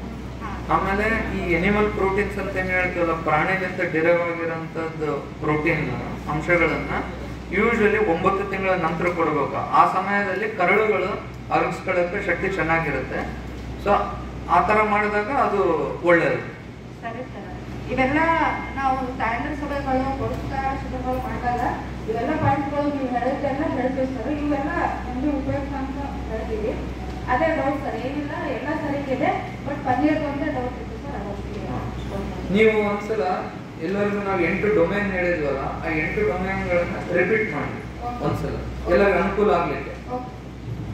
ಇಲ್ಲಿ ಈ ಇಷ್ಟೊತ್ತಿಗೆ ಸರ್ ಅವರು ಡಾಕ್ಟರ್ ಸಂದೀಪ್ ಸರ್ ಅವರು 8 ಸಮುದಾಯ ಅಂತ ಏನ್ ಹೇಳಿದ್ವಲ್ಲ, ಆಹಾರನ ಹೆಂಗ್ ಡಿವೈಡ್ ಮಾಡಿದ್ವಿ ಅಂತ ಅದನ್ನ ಒಂಚೂರು ಅವ್ರಿಗೆ ತಿಳಿಸ್ಬಿಡಿ ಮಕ್ಕಳೇ. ಅದೇ ಸರ್, ಫಸ್ಟ್ನೇದಾಗಿ ನಾವು ಏಕದಳ ಧಾನ್ಯ ಅಂತೇಳಿ ಅದರಲ್ಲಿ ಡಿವೈಡ್ ಮಾಡಿದ್ದು. ಏಕದಳ ಧಾನ್ಯದಲ್ಲಿ ಅಕ್ಕಿ, ಜೋಳ, ರಾಗಿ ಇವೆಲ್ಲ ನಾವು ಮಕ್ಕಳಿಗೆ ತಿಳಿಸ್ಬೇಕು. ಅದರಲ್ಲಿ ಗಡ್ಡೆ ಗೆಣಸುಗಳನ್ನು ಬರಬಹುದು. ಅದೇ ರೀತಿಯಾಗಿ ಎರಡನೇದಾಗಿ ದ್ವಿದಳ ಧಾನ್ಯ ಅಂತ ಹೇಳ್ತಾರೆ. ದ್ವಿದಳ ಧಾನ್ಯಗಳಲ್ಲಿ ಶೇಂಗಾ ಆಗ್ಬಹುದು, ಕ್ಯಾಶೂ ನಟ್ ಆಗ್ಬಹುದು, ಬೇರೆ ಎಲ್ಲ ದ್ವಿದಳ ಧಾನ್ಯಗಳ ಬಗ್ಗೆ ಹೇಳಿದ್ದಾರೆ. ಅದೇ ರೀತಿಯಾಗಿ ಮೂರನೇದು ಹಾಲಿನ ಉತ್ಪನ್ನಗಳು. ಹಾಲಿನ ಉತ್ಪನ್ನಗಳು ಅಂದರೆ ಮೊಸರು, ತುಪ್ಪ, ಬೆಣ್ಣೆ, ಪನ್ನೀರು ಹೇಳಿದ್ದಾರೆ. ಮತ್ತೆ ನಾಲ್ಕನೇದಾಗಿ ಮಾಂಸಾಹಾರಿ ಪದಾರ್ಥ. ಮಾಂಸಾಹಾರಿ ಪದಾರ್ಥಗಳನ್ನು ನಾವು ಬಹಳಷ್ಟು ಜನ ಸೇವಿಸದೇ ಇದ್ರೆ ಅದಕ್ಕೆ ಬೇರೆ ಆಪ್ಷನ್ ಸರ್ ಹೇಳಿದ್ದಾರೆ. ಮತ್ತೆ ಐದನೇದು ಬೇಯಿಸಿದ ಮೊಟ್ಟೆಗಳು. ನಾವು ಅಂಗನವಾಡಿಗಳಲ್ಲಿ ಈಗಾಗಲೇ ಬೇಯಿಸಿದ ಮೊಟ್ಟೆ ಬಗ್ಗೆ ಬಹಳಷ್ಟು ಮಾಹಿತಿಯನ್ನು ನಾವು ಕೊಡ್ತಾ ಬಂದಿದ್ದೇವೆ. ಆಮೇಲೆ ಎಲ್ಲರೂ ಸರ್ ಅವರು ಅಂದ್ರೆ ತಿನ್ನಲಾರ್ದರೂ ಸಹ ಅದಕ್ಕೆ ಅದೇನಾಗಲ್ಲ, ನಮ್ಮ ಮಕ್ಕಳಿಗೆ ಅದು ಉಪಯುಕ್ತವಾಗಿದೆ ಅಂತಂದು ಬೇಯಿಸಿದ ಮೊಟ್ಟೆನೂ ಕೊಡ್ತಾ ಇದ್ದಾರೆ. ಆಮೇಲೆ ಆರನೇದು ತರಕಾರಿಗಳು. ತರಕಾರಿಗಳನ್ನು ನಾವು ಮಕ್ಕಳಿಗೆ ಯಾವ ರೀತಿ ಕೊಡ್ಬೇಕಂತಂದು ಸರ್ ಹೇಳಿದ್ದಾರೆ. ಅದನ್ನ ನಾವು ಡೈರೆಕ್ಟ್ ತಿನ್ಲಿಲ್ಲ ಅಂದ್ರೆ ಇಡ್ಲಿಯಲ್ಲೇ ಹಾಕ್ಬೋದು. ಡೈರೆಕ್ಟ್ ಮಕ್ಕಳು ತಿನ್ಲಿಲ್ಲ ಅಂದ್ರೆ ಅಕ್ಕಿ ಗಂಜಿಯಲ್ಲಿ ಸ್ವಲ್ಪ ಮಿಕ್ಸ್ ಮಾಡಿ ಅಥವಾ ಇಡ್ಲಿಯಲ್ಲಿ ತುರಿದು ಗಜ್ಜರಿಗೆ ಅಂತ ಪದಾರ್ಥಗಳನ್ನು ನಾವು ಏನ್ ಮಾಡ್ಬೇಕು, ತರಕಾರಿಗಳನ್ನು ತುರಿದು ಹಾಕಬಹುದು ಅಥವಾ ಬೇಯಿಸಿ ಹಾಕಬಹುದು ಅಂತ ಹೇಳ್ಬೋದು. ಆಮೇಲೆ ಏಳನೇದಾಗಿ ಅದನ್ನು ಹಣ್ಣು ತರಕಾರಿಗಳು. ಹಣ್ಣುಗಳನ್ನು ಮಕ್ಕಳಿಗೆ ನಾವು ಯಾವ ರೀತಿ ಕೊಡ್ಬೇಕಂತಂದ್ರೆ ಜ್ಯೂಸ್ ಟೈಪ್ ಆಗ್ಲಿ, ಪಾನೀಯ ರೂಪದಲ್ಲಿ ಆಗ್ಲಿ ಕೊಡ್ಬೋದು. ಈ ಹಂತದಲ್ಲಿ ಒಂದ್ ಸ್ವಲ್ಪ ಇಂಟರಪ್ಟ್ ಮಾಡ್ತೀನಿ. ಸೊ ಇವಾಗ ಇದು ಹೆಂಗಿದೆ ಅಂತಂದ್ರೆ ದಿನದಿಂದ ದಿನಕ್ಕೆ ಆಹಾರದಲ್ಲಿ ತುಂಬಾ ಬದಲಾವಣೆಗಳಾಗ್ತಿದಾವೆ, ಬಹಳಷ್ಟು ಬದಲಾವಣೆಗಳಾಗ್ತಿದಾವೆ. ಸೊ ಅವರು ಎಲ್ಲ ಚೆನ್ನಾಗಿ ಹೇಳಿದ್ರು. ಹಣ್ಣನ್ನ ಅವರು ದ್ರವ ರೂಪದಲ್ಲಿ ಕೊಡ್ಬೇಕಂತ ಹೇಳಿದ್ರಲ್ಲ, ಆ ಪಾಯಿಂಟ್ಗೆ ಸ್ವಲ್ಪ ಅಬ್ಜೆಕ್ಷನ್ ಇದೆ. ಏಕೆಂತಂದ್ರೆ ಸೊ ಆ ಸಮಯದಲ್ಲಿ ಅವ್ರು ಏನ್ ಹೇಳ್ತಿದ್ದಾರೆ ಅಂತಂದ್ರೆ, ಇತ್ತೀಚಿನ ಸಂಶೋಧನೆ ಪ್ರಕಾರ ಈ ದ್ರವ ರೂಪದಲ್ಲಿ ನಾವು ಹೆಚ್ಚು ಕೊಟ್ರೆ ಮಕ್ಕಳಿಗೆ ಸೊ ಅದು ಒಳ್ಳೇದಲ್ಲ, ಆ ಮಕ್ಕಳಿಗೆ ಇಷ್ಟನೂ ಪಡೋದಿಲ್ಲ. ಆಮೇಲೆ ಅದಕ್ಕೊಂದ್ಸಲ ಏನಾದ್ರು ಅಡಾಪ್ಟ್ ಆದ್ರೆ, ಅದಕ್ಕೆ ಅದರ ಅಡ್ಜಸ್ಟ್ ಆಗ್ಬಿಟ್ರೆ ಮಕ್ಕಳು ಆ ಹಣ್ಣನ್ನ ನಂಬಲೋದು ಬಿಟ್ಬಿಡ್ತಾರೆ. ಆ ಕಾರಣ ಅಂತ ಮಕ್ಕಳಿಗೆ ಮಲಬದ್ಧತೆ ಆಗೋ ಚಾನ್ಸಸ್ ಹೆಚ್ಚು. ಆಮೇಲೆ ಏನಾಗುತ್ತೆ, ಈ ಜ್ಯೂಸ್ ರೂಪದಲ್ಲಿ ಕೊಟ್ಟಾಗ ಅದಕ್ಕೆ ನಾವು ಸಕ್ಕರೆ ಬಳಸೋದ್ರಿಂದ ಅದು ಕ್ಯಾಲರಿನ ಜಾಸ್ತಿ ಮಾಡುತ್ತೆ. ಸೊ ಆ ತರ ಕ್ಯಾಲರಿ ಜಾಸ್ತಿ ಮಾಡಿದಾಗ ಆ ತರ ಮಕ್ಕಳಿಗೆ ಬೊಜ್ಜುತನ ಆಗೋ ಚಾನ್ಸಸ್ ಹೆಚ್ಚು. ಆ ಕಾರಣದಿಂದ ನಾವು ಜ್ಯೂಸ್ ರೂಪದಲ್ಲಿ ಅಥವಾ ಈ ಟಿನ್ನಿನ ರೂಪದಲ್ಲಿ ಡಬ್ಬಿಯಲ್ಲಿ ಬರುವಂತ ಈ ಫ್ರೂಟಿಗಳಾಗಿರ್ಬೋದು, ಮಾಜಾ, ಆ ತರಗಳನ್ನ ನಾವು ಡಿಸ್ಕರೇಜ್ ಮಾಡ್ತೀವಿ, ಅದನ್ನ ಕೊಡಬೇಡಿ ಅಂತ ಹೇಳ್ತೀವಿ. ಆ ಕಾರಣದಿಂದ ಹಣ್ಣನ್ನ ಆ ಟೆಕ್ಸ್ಚರ್, ಈಗ ಬಾಳೆಹಣ್ಣು ಇದೆ ಅದನ್ನ ಕಿವುಚಿ ತಿನ್ಸ್ಬೇಕು. ಆಮೇಲೆ ಆಪಲ್ ಇದೆ, ಅದನ್ನ ನಾವು ಸ್ಪೂನ್ ಅಥವಾ ಚಮಚನ ತಗೊಂಡು ಮೆತ್ತಗೆ ತೇದು ತಿನ್ಸ್ಬಿಡೋದು. ಪಪಾಯ ಇದೆ, ಅದು ಹಣ್ಣಾಗಿರೋ ಪಪಾಯನ ತೆಗೆದು ಕಿವುಚಿ ಹಂಗೆ ತಿನ್ಸ್ಬೇಕು. ಮಕ್ಕಳಿಗೆ ಆ ತರ ಕಿವುಚಿ ತಿನ್ಸೋದೇ ಇಷ್ಟ ಆಗುತ್ತೆ ಹೊರತು ಜ್ಯೂಸಸ್ ಎಲ್ಲ. ಯಾಕಂದ್ರೆ ಅದಕ್ಕೆ ನಾವು ತುಂಬಾ ನೀರ್ ಇರಬಾರ್ದು ಅಂತ ಆಲ್ರೆಡಿ ಹೇಳಿರೋದ್ರಿಂದ ಅದನ್ನ ಕೊಡ್ಬಾರ್ದು. ಮತ್ತೆ ಲಾಸ್ಟ್ನೇದಾಗಿ ಕೊನೆಯದಾಗಿ ಹೇಳಿದ್ರು ತಾಯಿ ಎದೆ ಹಾಲಿನ ಜೊತೆಗೆ, ಅಂದ್ರೆ ಈ ಮೇಲಿನ 7 ಅಂಶಗಳು ನಾವೇನ್ ಮಾಡ್ಬೇಕು, ತಾಯಿ ಎದೆ ಹಾಲಿನ ಜೊತೆಗೆ ಕೊಡ್ಬೇಕಂತಂದು ಸರ್ ಅವರು ಹೇಳಿದ್ದಾರೆ. ಅಂದ್ರೆ ನಾವು ಆಗಸ್ಟ್ 1ನೇ ವಾರದಲ್ಲಿ 1ರಿಂದ 7ನೇ ತಾರೀಕುವರೆಗೆ ಅಂತಾರಾಷ್ಟ್ರೀಯ ಮಹತ್ವ ಎದೆ ಹಾಲಿನ ಮಹತ್ವದ ಬಗ್ಗೆ ನಾವು ಈ ಪಾಯಿಂಟ್ಸ್ ಹಾಕಿ ಹೇಳ್ತೇವೆ. ಇಲ್ಲ, ತುಂಬಾ ಒಳ್ಳೆಯದಾಗಿ ಹೇಳಿದ್ರು. ತಮ್ಮ ಹೆಸರು? ರೇಷ್ಮಾ ಸರ್. ತುಂಬಾ ಒಳ್ಳೆಯದಾಗಿ ಹೇಳಿದ್ರು. ಅವರೆಲ್ಲರಿಗೂ ಸ್ವಲ್ಪ ಚಪ್ಪಾಳೆ. ತುಂಬಾ ನೀಟಾಗಿ ಹೇಳಿದ್ರು ಅವರು. ಒಂದ್ ಪಾಯಿಂಟ್ ನಾನು ಹೇಳಿದ್ನಲ್ಲ ಅದೊಂದು. ಆಮೇಲೆ ಇನ್ನೊಂದು ಏನಂತಂದ್ರೆ, ನಾನು ಅವಾಗೇ ಹೇಳ್ತಾ ಇದ್ದೆ, ಸೊ ಒಂದು ಏನಂತೀವಿ, ಈಗ ಒಂದು ನಾಣ್ಣುಡಿ ನೆನಪಾಯ್ತು. ಒಂದು ಇಂಗ್ಲಿಷ್ ಅಂದ್ರೆ ಎಲ್ಲೋ ಓದಿರೋಂತ ನಾಣ್ಣುಡಿ. ನಾನು ಏನಿತ್ತು ಅಂತಂದ್ರೆ, ಅದರಲ್ಲಿ ದೇವರು ಈ ಭೂಮಿ ಮೇಲೆ ಎಲ್ಲ ಕಡೆ ಇರಕ್ ಆಗೋದಿಲ್ಲ. ಅದಕ್ಕೆ ದೇವ್ರ ಏನ್ ಮಾಡಿರ್ತಾನೆ, ತಾಯಿನ ಸೃಷ್ಟಿ ಮಾಡ. ಸೊ ಅದರಂಗನೆ ನಾವು ಡಾಕ್ಟರ್ಸ್ಗಳು, ವೈದ್ಯರು ಎಲ್ಲ ಸೊಸೈಟಿನಾಗ ಎಲ್ಲ ಭಾಗಕ್ಕೆ ಹೋಗಕ್ ಆಗೋದಿಲ್ಲ. ಅದ್ರ ಪರವಾಗಿ ನೀವಿದೆ. ಸೊ ಅದಕ್ಕೆ ನೀವು ಈ ಸೊಸೈಟಿಗೆ ತಾಯಂದ್ರೆ ಇದ್ದಾನೆ ನೀವು. ಸೊ ಅದ್ರ ಸಲ ನಿಮ್ ರೂಲ್ ಬಹಳ ಇಂಪಾರ್ಟೆಂಟ್. ನಾವೆಲ್ಲ ನೀವೇನೇ ರಿಸರ್ಚ್ ಮಾಡ್ಬೋದು, ಏನೇ ಮಾಡ್ಬೋದು, ಅದು ಜನರ ತನಕ ತಲುಪಬೇಕಂದ್ರೆ ನೀವೇ ಬೇಕು. ಸೊ ನಿಮ್ದು ರೋಲ್ ಬಹಳ ಇಂಪಾರ್ಟೆಂಟ್ ಇದೆ ನಮ್ಮ ಸೊಸೈಟಿ ಹೆಲ್ತ್ ಸಿಸ್ಟಮ್ ಇಂಪ್ರೂವ್ ಮಾಡಲಿಕ್ಕೆ. ಆ ಕಾರಣದಿಂದ ನೀವೆಲ್ಲ ಅದು ಮಾಡ್ತೀರಿ ಅಂತ ಹೇಳ್ತೀನಿ.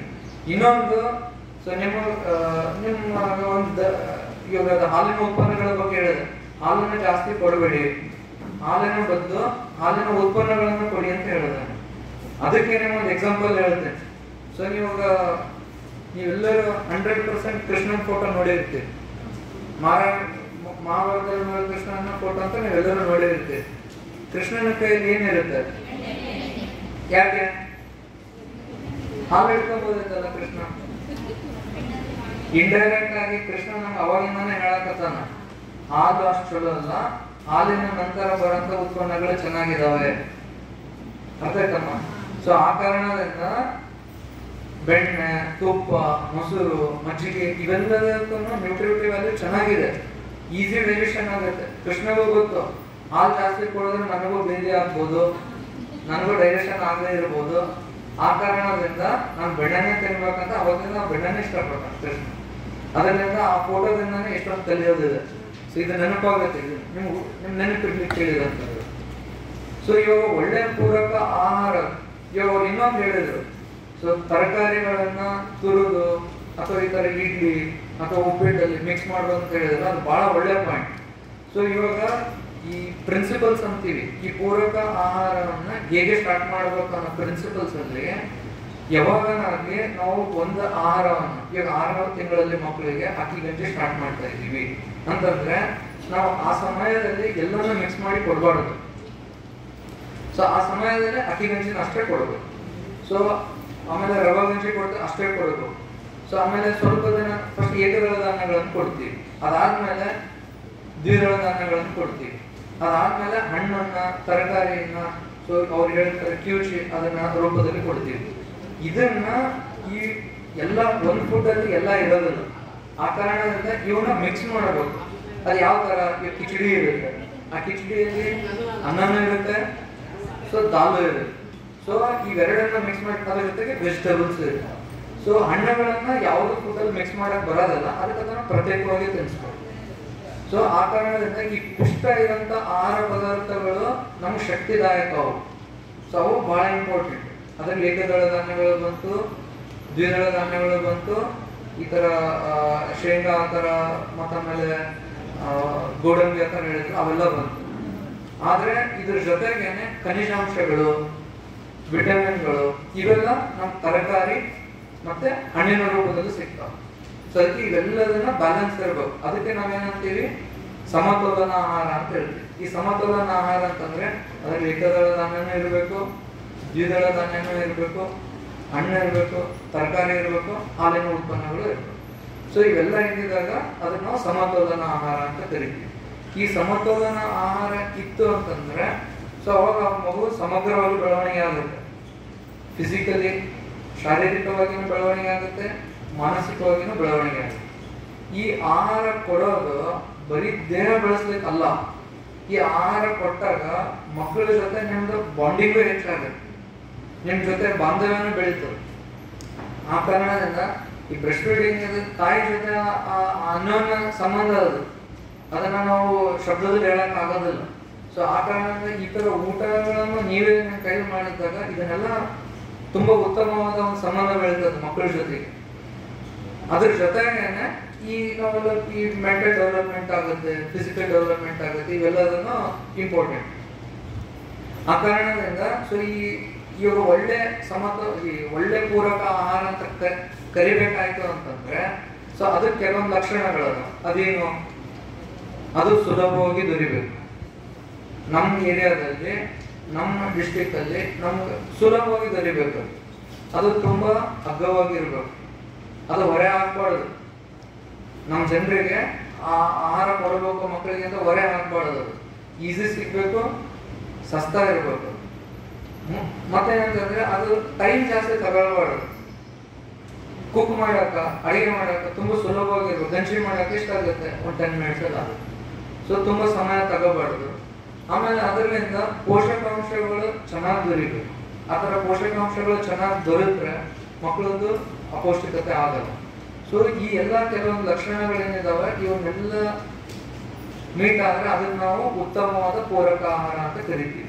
ಸೊ ಎಷ್ಟೊಂದು ಜನರ ತಲೆಗೆ ಏನಿದೆ, ನನ್ನ ಮಕ್ಕಳಿಗೆ ನಾನು ಬೂಸ್ಟು ಅಥವಾ ಪೀಡಿಯಾಶ್ಯೂರು ಅಥವಾ ಎಲ್ಲೋ ಡಬ್ಬಿಯಲ್ಲಿ ಸಿಗಂತ ತುಂಬಾ ಕಾಸ್ಟ್ಲಿ ಇರೋಂಥ ವಸ್ತುಗಳು, ಸೆರಲ್ಯಾಕ್ಗಳು, ಈ ತರ ತಿನ್ನಿಸಿದಾಗ ನನ್ನ ಮಗುವಿನ ಆರೋಗ್ಯ ಹೆಚ್ಚಾಗುತ್ತೆ, ನನ್ನ ಕಿವಿಯಲ್ಲಿ ತೋರಿಸ್ತಾ ಇರ್ತಾರೆ ನನ್ನ ಮಗುವಿನ ಬ್ರೇನ್ ಬೆಳವಣಿಗೆ ಹೆಚ್ಚಿರುತ್ತೆ, ಅವ್ನು ಬಹಳ ಹುಷಾರಿರ್ತಾನ, ಈ ತರ ಕಲ್ಪನೆಗಳಿದಾವೆ. ಇದೆಲ್ಲ ತಪ್ಪು. ಸೊ ನಮ್ಮಲ್ಲೇ ದೊರೆಯುವಂತಿರುವಂತ ಎಲ್ಲಾ ಆಹಾರ ಪದಾರ್ಥಗಳನ್ನು ಎಲ್ಲ ಪೋಷಕಾಂಶಗಳು ಇರ್ತಾವ, ಅದನ್ನ ನಾವು ಸಮತೋಲನ ಮಾಡಕ್ ನಮ್ಮ ಕೈಯಲ್ಲಿರುತ್ತೆ. ಅದಕ್ಕೆ ನಾವು ಅದನ್ನ ಏಕದಳ ಧಾನ್ಯಗಳು, ದ್ವಿದಳ ಧಾನ್ಯಗಳು, ಈ ತರಕಾರಿಗಳನ್ನ ಮಿಕ್ಸ್ ಮಾಡಿ ಉಪ್ಪಿಟ್ಟು ಆಗಿರ್ಬೋದು, ಕಿಚಡಿ ಆಗಿರ್ಬೋದು, ಸೊ ಈ ತರ ಆಹಾರ ಪದಾರ್ಥಗಳನ್ನ ಮಾಡಬೇಕು. ಅದು ಒಂದಕ್ಕೊಂದು ಕಾಂಪ್ಲಿಮೆಂಟ್ ಆಗ್ತಾವ. ಸೊ ಡೈಜೆಷನ್ ಅನುಕೂಲ ಆಗುತ್ತೆ, ಬೆಳವಣಿಗೆಗೂ ಅನುಕೂಲ ಆಗುತ್ತೆ. ಅದಾದ ನಂತರ ಈ ಆಹಾರ ಪದಾರ್ಥಗಳನ್ನ ತಯಾರಿಸಬೇಕಾದಾಗ ನಾವು ಏನ್ ಕ್ರಮಗಳನ್ನ ಕೈಗೊಳ್ಳಬೇಕು? ಸ್ವಚ್ಛತೆ ಫಸ್ಟ್ ಇಂಪಾರ್ಟೆಂಟ್. ಸ್ವಚ್ಛತೆ, ಕ್ಲೀನ್. ಇವಾಗ ಈ ಆಹಾರ ಪದಾರ್ಥಗಳನ್ನ ತಯಾರಿ ಮಾಡೋಕ್ಕಿಂತ ಮುಂಚೆ ನಮ್ಮ ಕೈಗಳನ್ನ ಸಾಬೂನಿನಿಂದ ಸ್ವಚ್ಛವಾಗಿ ತೊಳ್ಕೋಬೇಕು. ಎದಕ್ಕಂದ್ರೆ ನಮ್ಮಿಂದ ಇನ್ಫೆಕ್ಷನ್ಸ್ ಹರಡಬಾರದು ಮಕ್ಕಳಿಗೆ. ಆ ಕಾರಣ ನಮ್ಮ ಕೈನ ಸ್ವಚ್ಛ ಮಾಡಿ ತೊಳ್ಬೇಕು. ಈ ಅಡಿಗೆ ಮಾಡುವಂತ ಪಾತ್ರೆಗಳು, ನೀರು ಸ್ವಚ್ಛತೆ ಇರಬೇಕು. ಆಮೇಲೆ ಅದು ಅಡಿಗೆ ಬಡಿಸ್ತಕ್ಕಂಥ ಅಥವಾ ಊಟ ಮಾಡಿಸ್ತಕ್ಕಂಥ ಕಪ್ಪುಗಳು, ಬಟ್ಟಲುಗಳು, ಚಮಚಗಳು ಅವೆಲ್ಲ ಕ್ಲೀನ್ ಇರಬೇಕು, ಅವನು ಸ್ವಚ್ಛ ಇರಬೇಕು. ಇದೆಲ್ಲ ಮಾಡಿದ್ಮೇಲೆ ಇದು ಜರಡೆ, ಇಲಿ ಅಥವಾ ನೊಣಗಳು ಈ ತರ ಕಂಟಾಮಿನೇಷನ್ ಆಗಬಾರ್ದು. ಅದಕ್ಕೆ ನಾವು ತಾಜಾ ಆಹಾರವನ್ನೇ ಕೊಡಬೇಕು ಮಕ್ಕಳಿಗೆ. ಆಮೇಲೆ ಇತ್ತೀಚೆಗೆ ನೋಡಿದಿರಿ ಎಷ್ಟು ಲೂಸ್ ಮೋಷನ್ಸ್ ಆಗ್ತಾ ಇದಾವೆ. ನೀವು ಎಷ್ಟು ಕಷ್ಟ ಪಡ್ತಾ ಇದ್ದೀರಿ, ಅದು ಎಲ್ಲಿ ಸೋರ್ಸ್ ಅದ, ಏನಾಗ್ಯದ, ಎಷ್ಟೊಂದು ಸಾವುಗಳು ಆಗಿದಾವೆ. ಸೊ ಹೇಳಿದ್ರೆ ನಂಬಕ್ಕಾಗಂಗಿಲ್ಲ. ಲೂಸ್ ಮೋಷನ್ಸ್ ಅಂತ ಕಾಯಿಲೆಗೂ ಡೆತ್ ಆಗ್ತಾವ ಅಂತಂದ್ರೆ ನಂಬಕ್ಕಾಗಲಾರ್ದಂಥದ್ದು.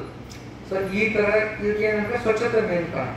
ಈ ಸ್ವಚ್ಛತೆಯಿಂದ ಇರಬೇಕಾದಾಗ ಇವತ್ತಿಗೂ ಅಂಡರ್ 5 ಚಿಲ್ಡ್ರನ್ ಮಾರ್ಟಾಲಿಟಿಗೆ ತುಂಬಾ ಕಾಮನ್ ಕಾರಣ ಯಾವುದು ಅಂತಂದ್ರೆ, ಒಂದು ಡಯರಿಯಾ, ಅತಿಸಾರ ಬೇರೆ, ಎರಡನೇದು ನಿಮೋನಿಯಾ.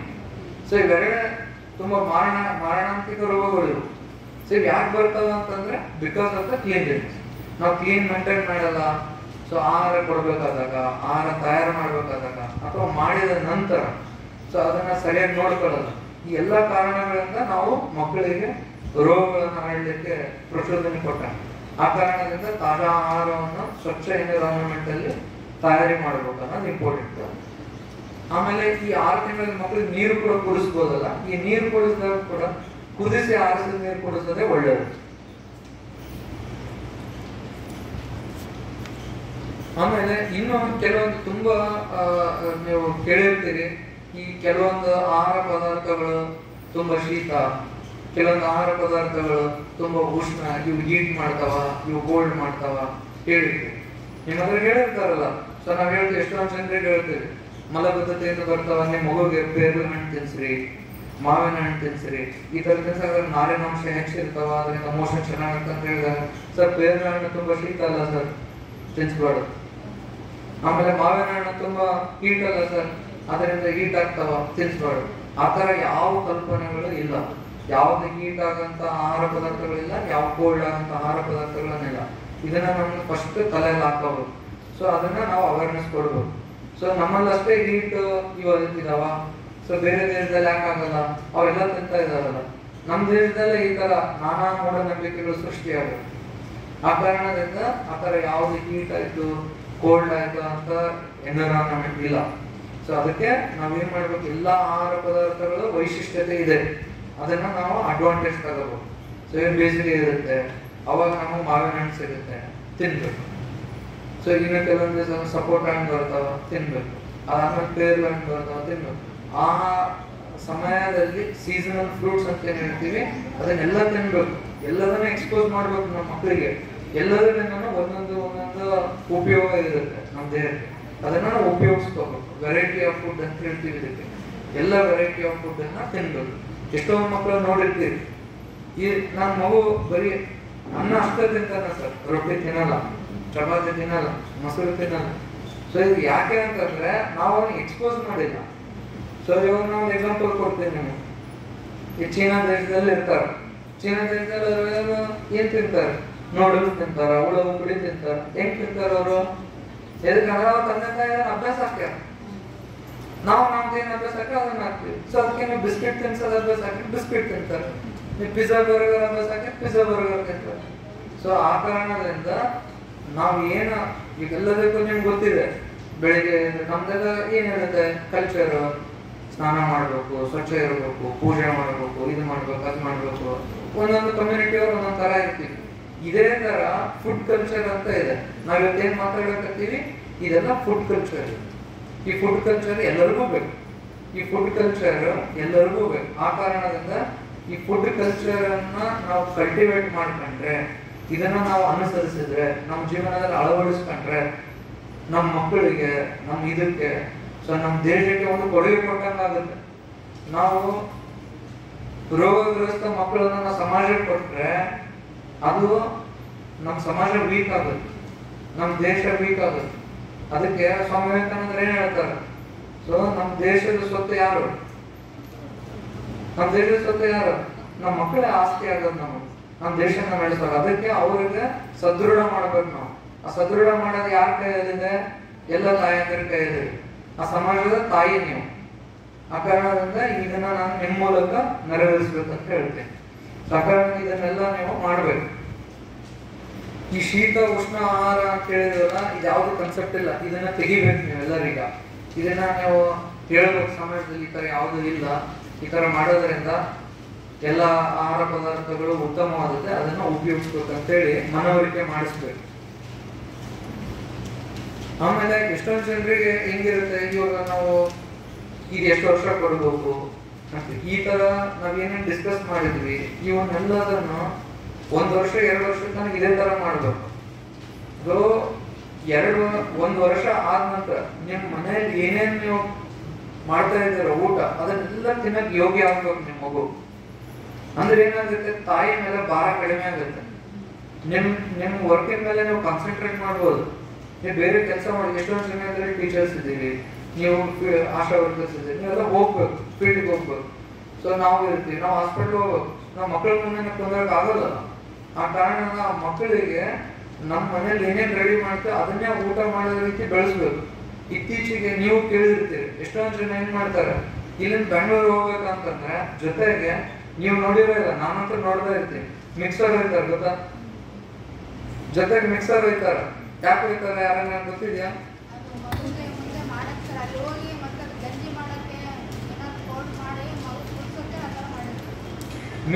ಕರೆಕ್ಟ್ ಹೇಳಕತ್ತಾರ. ಏನ್ ಮಾಡ್ತಾ ಇದಾರೆ ಜನ ಅಂತಂದ್ರೆ, ಹೈದ್ರಾಬಾದ್ನಿಂದ ಒಬ್ರು ಡಾಕ್ಟರ್ ಬರ್ತಾರೆ ನನ್ನ ಹತ್ರ, ಪೇಷಂಟ್ ಹೆಸರು. ಅವ್ರು ಏನ್ ಮಾಡ್ತಾ ಇದಾರೆ ಅಂತಂದ್ರೆ, ಈ ರೊಟ್ಟಿನ ಅಥವಾ ಚಪಾತಿನ ತಮ್ಮ ಮಾಡ್ಕೊಂಡಿರ್ತಾರೆ. ಅದನ್ನ ಮಾಡ್ಕೊಂಡಿದ್ದನ್ನ ಮಿಕ್ಸರ್ ಅಲ್ಲಿ ಹಾಕ್ತಾರೆ. ಯಾಕೆಂತಂದ್ರೆ ಅವರು ಘನ ಆಹಾರನ ತಿನ್ಸೋದ್ ಕಲ್ಸಿಲ್ಲ ಮಕ್ಕಳಿಗೆ. ಯಾಕೆ? ಅವ್ರು ಬರೀ ಜ್ಯೂಸ್ ರೂಪದಲ್ಲೇ ಕೊಟ್ಟಿದ್ದಾರೆ. ಅಂತ ಮಕ್ಕಳು ಏನಾಗುತ್ತೆ, ಈ ಜ್ಯೂಸ್ ರೂಪದಲ್ಲಿ ಕೊಟ್ಟಾಗ ಅದರಲ್ಲಿ ಫೈಬರ್ ಕ್ವಾಲಿಟಿ ಹೋಗ್ಬಿಡುತ್ತೆ. ಈ ನಾರಿನಾಂಶ ಅಂತ ಏನ್ ಹೇಳ್ತಾರೆ ಹೋಗ್ಬಿಡುತ್ತೆ.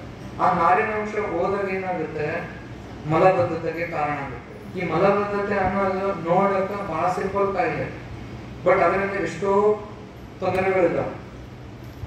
ಈ ಮಲಬದ್ಧತೆಯಿಂದ ಮಾನಸಿಕವಾಗಿ, ದೈಹಿಕವಾಗಿ ಎಲ್ಲ ಕಡೆ ಸಮಸ್ಯೆ ಮಾಡುತ್ತೆ. ನಾವು ನೋಡ್ತಾ ಇರ್ತೀವಿ. ಸೊ ನೀವು ಊಟ ಮಾಡಿಸೋದು ಎಷ್ಟು ಇಂಪಾರ್ಟೆಂಟೋ ಅಷ್ಟೇ ಇಂಪಾರ್ಟೆಂಟ್ ಮಲ ವಿಸರ್ಜನೆ ಮಾಡೋದು ಅಷ್ಟೇ ಇಂಪಾರ್ಟೆಂಟ್. ಸೊ ಈ ಸಂದರ್ಭ ಬಂದಂತ ನಿಮ್ಮಲ್ಲಿ ಇದನ್ನ ಹೇಳ್ಬಿಡ್ತೀನಿ. ಈ ಮಲ ವಿಸರ್ಜನೆ ಮಾಡೋ ಸರಿಯಾದ ಸಮಯದಲ್ಲಿ ಮಾಡಿಲ್ಲ ಪ್ರತಿದಿನ ಅಂತಂದ್ರೆ ಆ ಮೋಷನ್ ಹಾರ್ಡಾಗಕ್ಕೆ ಸ್ಟಾರ್ಟ್ ಆಗುತ್ತೆ. ಆ ಹಾರ್ಡಾಗ ಮೋಷನ್ ಏನಾಗುತ್ತೆ, ನೋವಾಗಕ್ಕೆ ಸ್ಟಾರ್ಟ್. ಆ ನೋವಿನಿಂದ ಮೋಷನ್ ಮಾಡೋದನ್ನ ಮುಂದೂಡುತ್ತೆ ಮಗು. ಇತ್ತೀಚಿನ ಸ್ಟ್ರೆಸ್ಫುಲ್ ಲೈಫ್ ಸ್ಟೈಲ್, 9 ಗಂಟೆಗೆ ಸ್ಕೂಲ್ ಇದೆ ಹೋಗ್ಬೇಕು, 8 ಗಂಟೆಗೆ ಟ್ಯೂಷನ್ ಇದೆ, 7 ಗಂಟೆಗೆ ಊಟ ಮಾಡ್ಬೇಕು, ಫಾಸ್ಟ್ ಆಗ್ಬೇಕು.